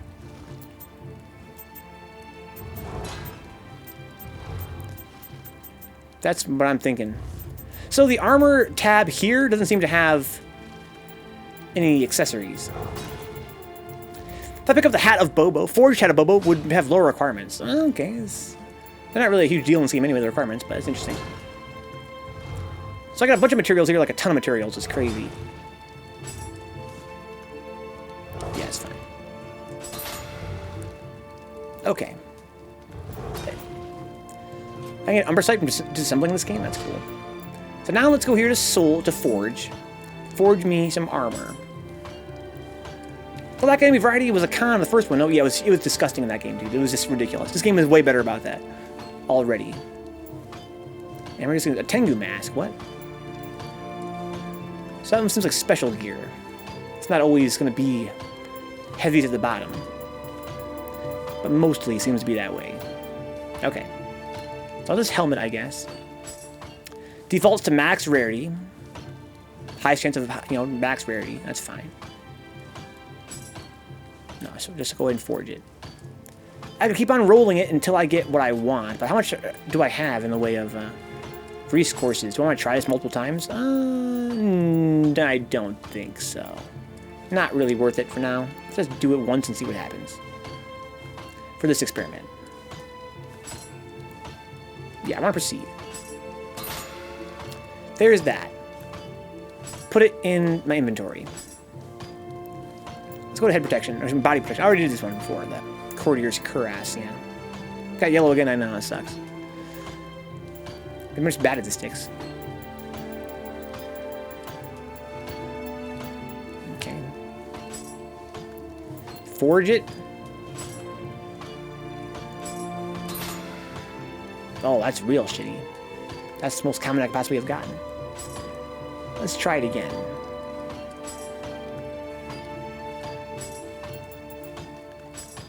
Forge. That's better. I'm gonna wear all yellow dicks. All yellow gear. Okay. Slowly moving up, dude. Moving on up to the east side. I finally got my piece of the pie. Oh my lord. I'm not gonna fucking settle for these white ones, dude. Call me racist, but I don't like the white ones. It's just a preference. Fuck.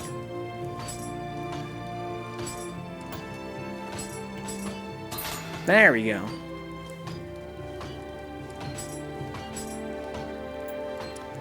I got these courtiers of greaves. Courtiers of greaves. I have terrible luck, Dix, you're right. That's fine, though. I don't need luck, I got skill. Got forging skill. Seems pointless. I'm experimenting, Brian. I always thought it was pointless, but maybe it's not. How can you be racist if you're colorblind as fuck? I'm saying, Asher, I can't be racist, I can't see color. I don't see color. Dix, do I have bad luck or godlike luck? Forging isn't really worth it unless you have the text for smithing something good, huh? If you also have the time to raise familiarity to pass down good effects from other weapons and armor. It's more relevant when you need certain sets, or when you're at endgame, huh? I'll see about that, guys. So my thinking was to get the heaviest shit I could possibly forge.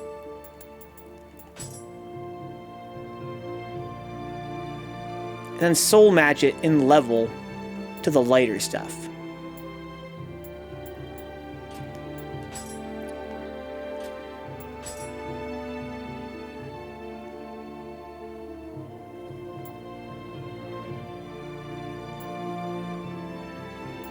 But this is lighter and betterer because it's rarer, I guess? Is that why? Or does the rareness only affect the goodies, the abilities you get on it? This is actually a lower level and is actually better. Oh, a special stat, +6 defense. Oh, okay.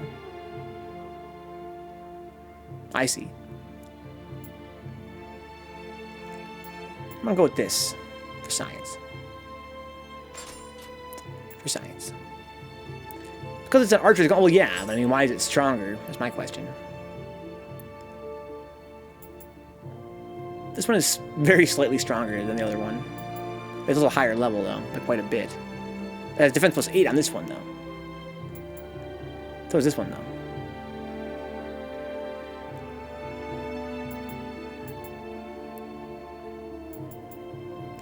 So this one is, again, I guess the rarity affects their stats by quite a bit. Because they're both the same level. Oh, this one doesn't have that +8, though. Yeah.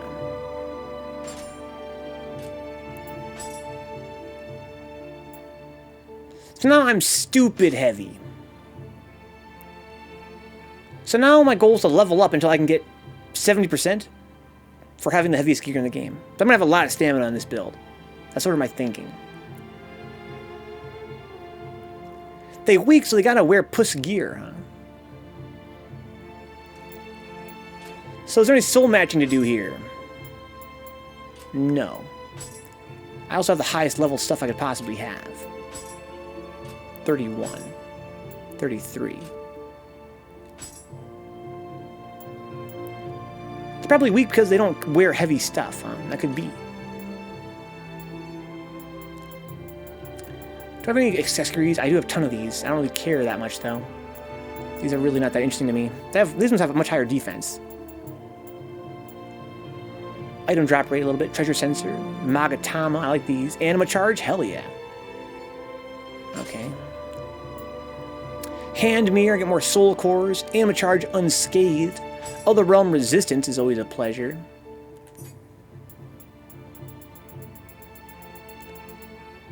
A medicine case. Get damage bonus from magic. That's cool. Damage taken over time from poison. I get some untouched ninjutsu. I also get some little bit of damage against yokai, very slightly though. Item drop rate. Some luck. Ninjutsu power. Elixir efficacy. I kind of like that. Let's go with this. Okay. Shui.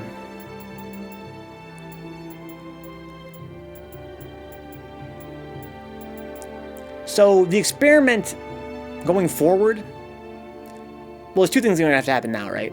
I want to start raising stamina again because I'm wearing the heaviest armor I could find, and I have the worst dodge that I could possibly have below 100% encumbrance. So I do need more stamina if I want to have a halfway good dodge while still wearing the heaviest armor. That's one thing I always was kind of curious about, if I could find heavier gear than what I had, because up to this point in the game I really haven't been able to find it. But yes, I've proven now that there is very heavy gear in this game I could be wearing. And now, as I continue through the game, my thinking is to try to maintain this same set until I can unlock something heavier to forge. Or until I find, better, heavier gear. And soul match it to whatever level of stage I'm at. And I'm not totally sure what Dex means by it gets really expensive. Does it get more expensive per the times I soul match per piece of gear? Is that what it is? They have an internal counter for how many times they've been soul matched? And it goes up like exponentially or some shit?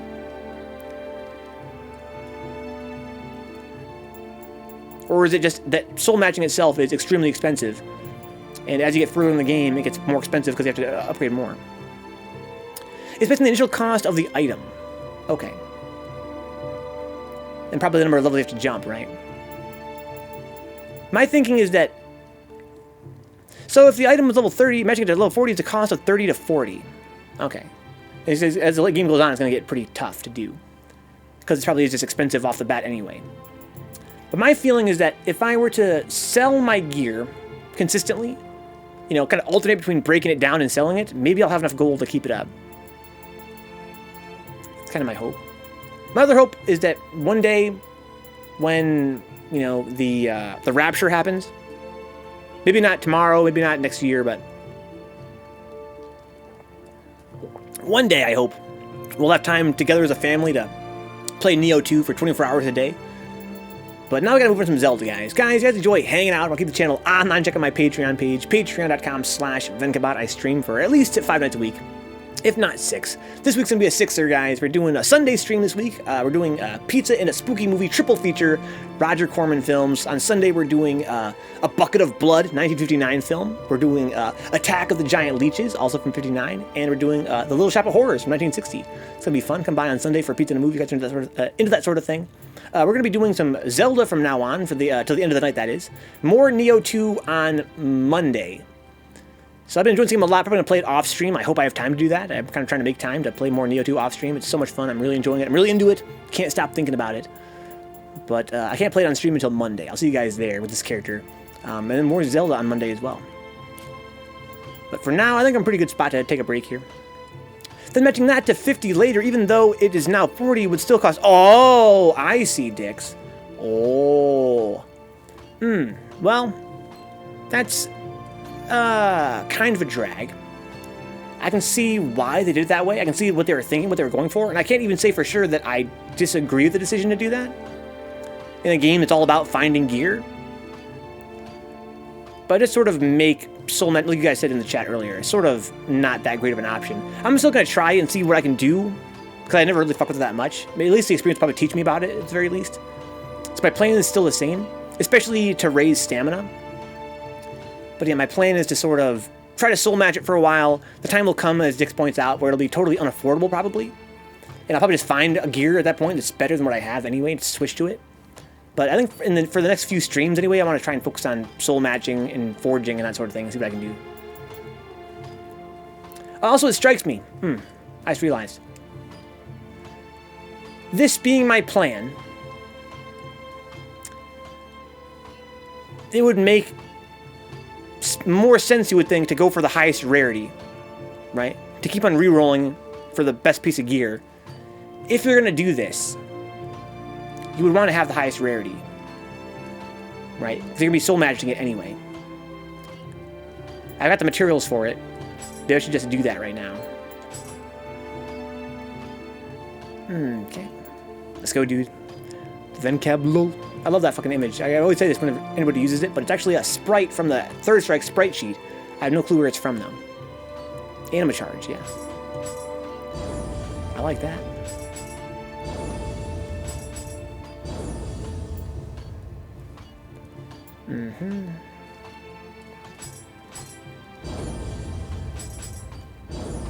I don't know where that sprite comes from, but somewhere in the Third Strike data. Okay, so here's what I'm gonna do. I'm gonna forge more of this shit. Because I can. I can seem to do it a lot. Well, not really. I've only got 7 left of those. I got 27 left of those. 6 left of these. So I'm not really in a position to do this indefinitely. Let's just try it.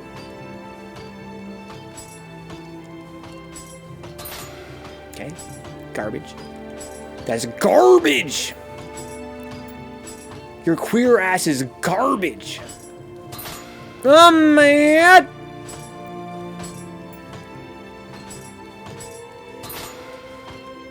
So that's the 3rd best rarity, right?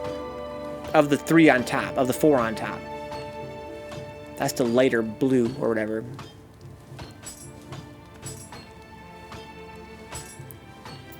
So I've got less chance of getting a super rare one. 1 in 5 now. Oh my god. Why, though? Why is life like this? Oh, am I Brian? I think you're right. Never mind.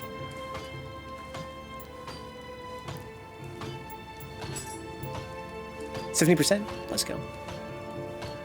Cause the Rona, dude. Okay, that's better.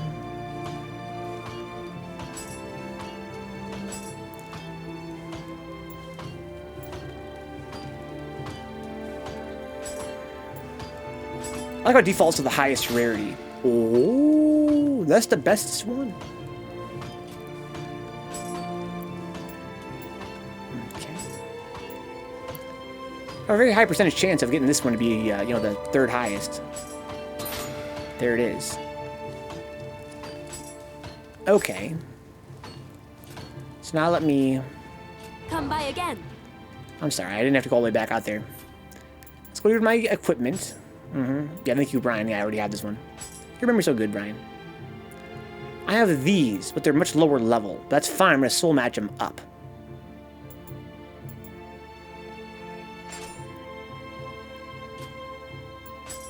I have this. Again, lower level by a little bit. Doesn't have defense plus 8 either. But it has toughness plus 2. That, whatever. I already have the greaves that I want. So I got only the gauntlets missing yet from this, you know, rarity set. So here's what I'm going to do now. Let's disassemble everything again. Welcome. I want to do it for all my armor.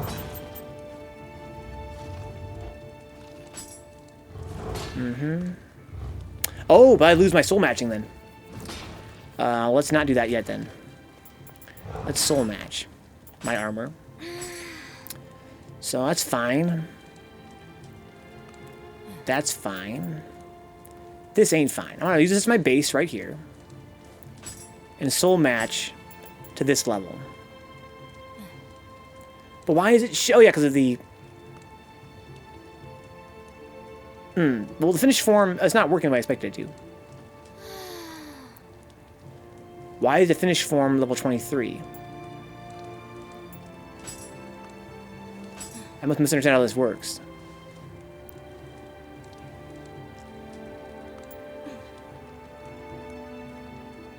It's the same. The same as it ever was. Exactly the same. But it still cost me a lot of money.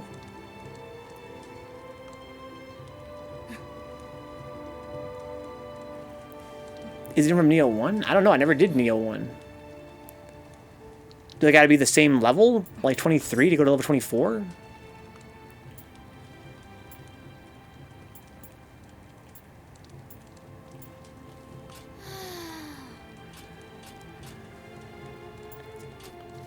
Talk to me, lady. My blades will be as famous as Muramasa's. Bring it straight up to the level of the other item. About soul matching. Increase the level of your equipment. The level of the base equipment is overwritten by that of the equipment used as a material, and the base equipment will be set to 0. They have to be the same rarity level, the same or greater that of the base. Oh my lord. That's kind of what I was afraid of. And it will eventually peak. You can't raise this to a certain distance. So it seems pointless.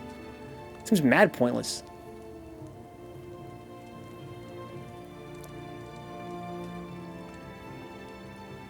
Again, I feel like this is sort of, it was sort of misunderstood by the developers, I feel like. It almost seems like the only reason to do it is to maintain the same bonuses.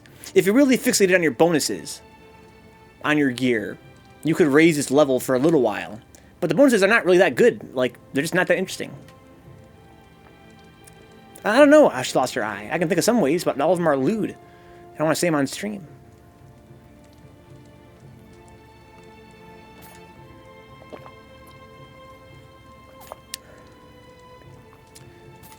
Yeah. Picking her nose and missed, huh? That could be.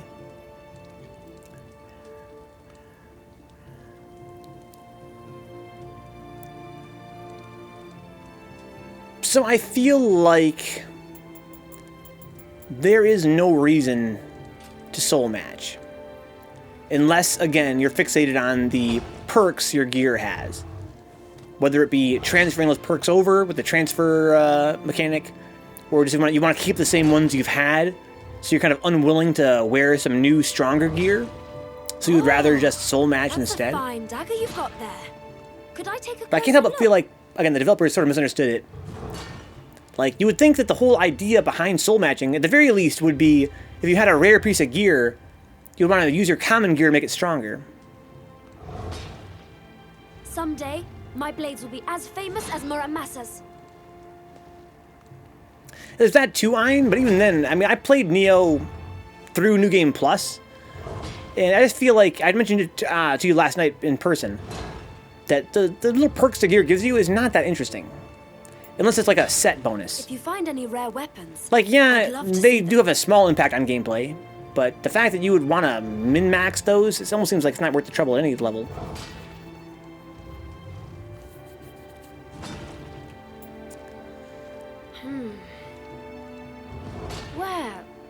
Where could I be going wrong? I don't know, whatever your name is. Figure it out, girl. Okay. Come by Again, the fact that you have to have an equal rarity to level things up, again, it kind of defeats the purpose to me.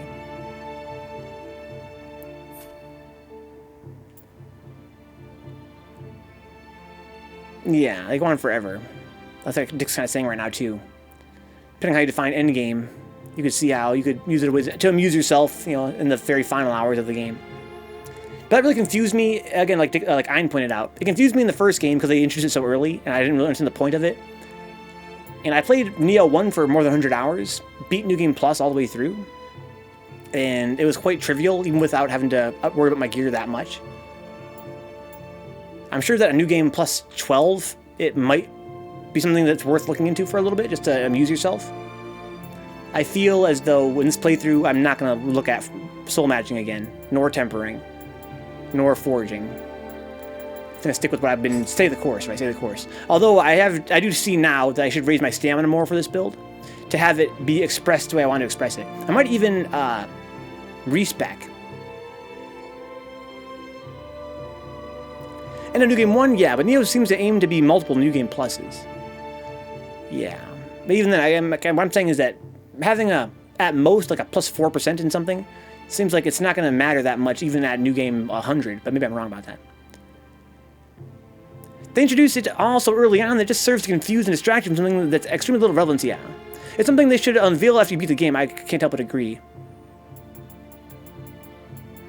I'm a little bit disappointed with it, but it's alright. I never used it in Nioh 1 either. So, I think I'm going to take this chance to respec. I have a question about this respec too, so it'll be a good chance to look into that. So I'm going to go to the blacksmith. I want to buy and sell. I want to buy the Book of Reincarnation. It costs 10,000. That's very affordable. The first game, I believe they went up in price as you went on in the game, like as you bought more of them. Is that true here as well? Thank you. Yes. I wonder if they ever peak in price. They'll literally have people complaining about how it's not an option until they beat the game, huh? Yeah, those guys are dumbasses. Why could I soul match earlier? I want to soul match now.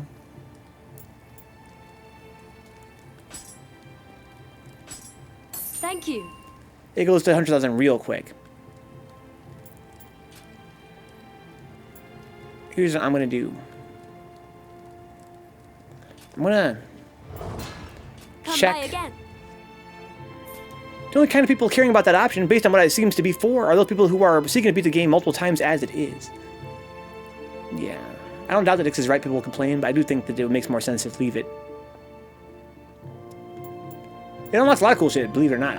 The first game unlocked a lot of cool stuff when you beat the game. Pretty cool mechanics, some new stuff that you would think would have been integral to the game, but it becomes integral as you advance further. But that's not one of them. Or people that rush set bonuses, which is relevant pretty early, huh? So, what do I require for this gear? I need at least 9 stamina.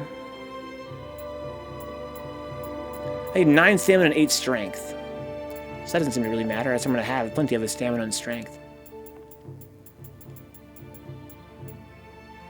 Okay. Cool. Let's try this Book of Reincarnation here. For the first time in this playthrough.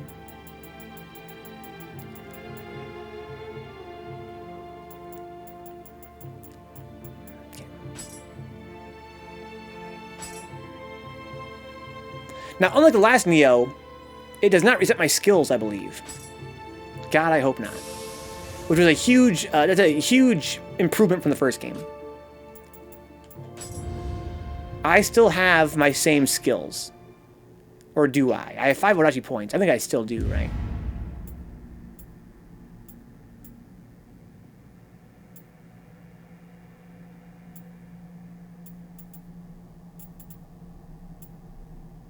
Yes, I do. Sick. You can't shower a player in loot constantly, and at the same time expect them to be crafting a bunch of minor tweaks here and there. I'm kind of inclined to agree. Those don't feel like very synergistic systems during the period of the game that sees you rapidly leveling in such. Your gear finds going up, yeah. Yeah, I found it made more sense in New Game Plus when the gear hit a max level. That's where I started to worry more about soul matching. Sphere Grid, dude. What Sphere Grid's kind of. It's kind of a pain in the ass. Not really a Sphere Grid either. But yeah, I think tempering is dumb. So is soul matching.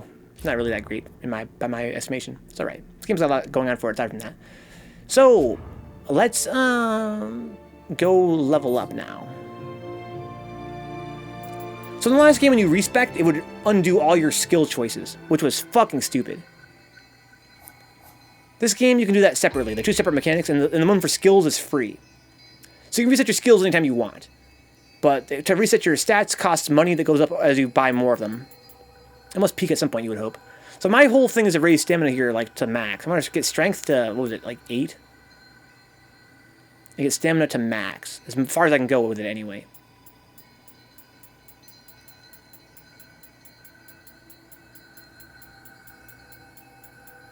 Okay. There. Now I'm below 70% encumbrance, even with this heavy-ass armor on. That's a coincidence, because that's the most I can raise it. I run out of points at that point. Well, that's nice. Okay, so I am way less strong now. But I think it's not going to be a huge... doesn't really matter that much, does it? Or does it? I get plus 71 for this build. What if I did all strength? Yeah. So no. It doesn't really matter. That's the other thing. You're right, people are constantly leveling up and getting new gear. It'd be nice to have a way to keep older gear relevant, huh?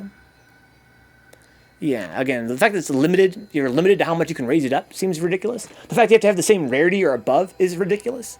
Again, that kind of, I feel like they could have engineered it so that if you found a rare piece of gear, you would still have some use for your more common gear, right? That you would be able to use that to soul match with at least. But because you can't, it seems pretty ridiculous.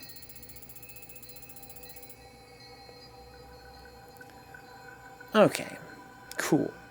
So now I got some dodge the way I want it. Despite this heavy-ass gear. I'm not sure how much heavier gear I'm going to find. I just respect, indeed I did, Dix, yeah.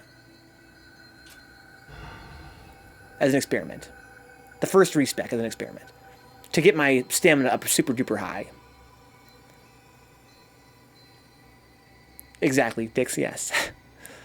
But also as an experiment, Dix, alright? Just for science. Not just because I wanted the stamina. Mostly because of that.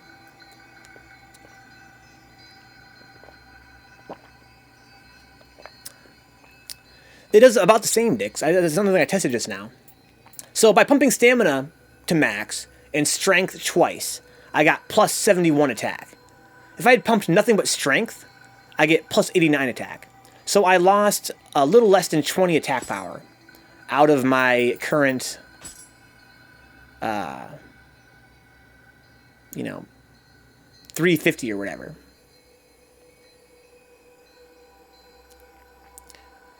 So it's pretty much the same.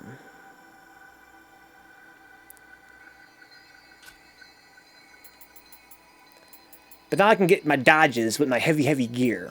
That's kind of the idea. Yeah, I think I'm unlikely to find gear much heavier than this. Maybe I will. But as I do, I'm not going to be as far off. I can just raise my stamina by a little bit. It's a good thing that it scales with stamina too, I guess. Yeah, it does. That's kind of the idea, I suppose. Stamina, yeah. So again, there's a very minor difference because it scales with stamina. But now I can get my dodges with my heavy gear. Again, my goal with this build is to be able to wear anything and still have, you know, the B rank agility. So it's important that I have that stamina. Maybe more so than the strength. Okay.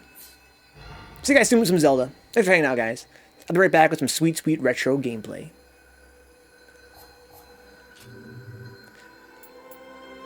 We took a little bit of a while there to sort of examine the game's mechanics a little bit. I don't regret it. I know now I'm not going to care about soul matching or tempering or forging. Pretty much indefinitely. I'm not going to fuck around with that too much. From now on, I'm just going to do what I've been doing, which is whenever I find new gear, just equip it if it's good. And now I know that my stamina is high enough that if I find new gear, I'm very likely to be able to wear it without incurring terrible agility penalty. All the classics. Which is sort of the point of this character. 99 stamina or bust. I honestly might, Dix.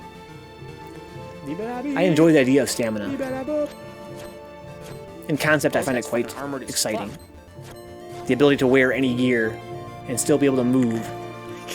And, you know, all that means is that if I had 99 stamina, it would not only still scale my Odachi pretty well, but it would mean that I might even be able to get a A rank agility wearing some really good gear. Yo, that S agility, Dix? That secret agility? Exactly, SSS rank agility. Before I transition games here, guys, I want to thank those that help out financially speaking on the stream. If not for these fine folks, there would be no stream here all these years later.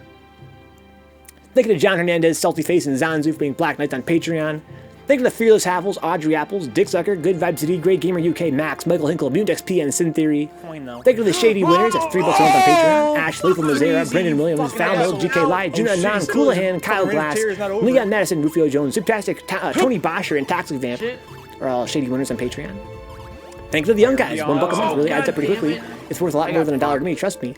Thank you to Benjamin J. Harkins, Dapper Dons, Edward Kenneth Perez, Herbert and Envoy Cruz, Kaiju Kinfinite, and Victor Hernandez. Thank you to the Twitch subs as well, even though Twitch takes half every sub. It means if you help out for $10 on Twitch, only 5 reaches the channel. That's pretty rough. I'm really kind of salty about that toward Twitch, but you still get, emojis out of the whole deal. You get ad-free viewing. If you want your dollar to go further and save some money, check out Patreon. Your $3 there helps more than $5 on Twitch, and it helps you, budget it in a little bit more easily, I feel like. But Twitch subs are great. If you're an Amazon Prime member, you get a free sub as well. Don't forget that, guys. That Amazon Prime free sub. Use it somewhere, if not here. Thank you to our Black Knights and Fearless Havels here on Twitch. Zanzu, N. Cruz, and Stone Cold Ryan Meyer. Thank you to the Shady Winners. That's mostly the Amazon Prime free sub tier. Thank you, guys. As well as the gift sub tier and the $5 sub tier on Twitch.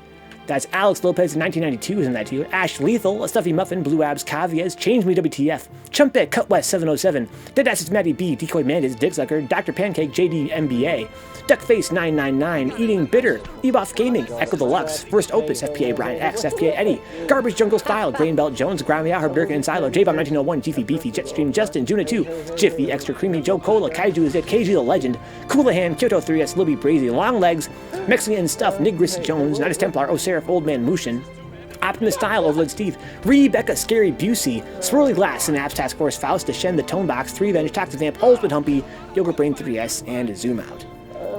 Let's move on to some Zorlda. The Legend of Zorlda. I love this game. I could play it forever. Pretend that shit never happened. Come back. But let's play some Zelda.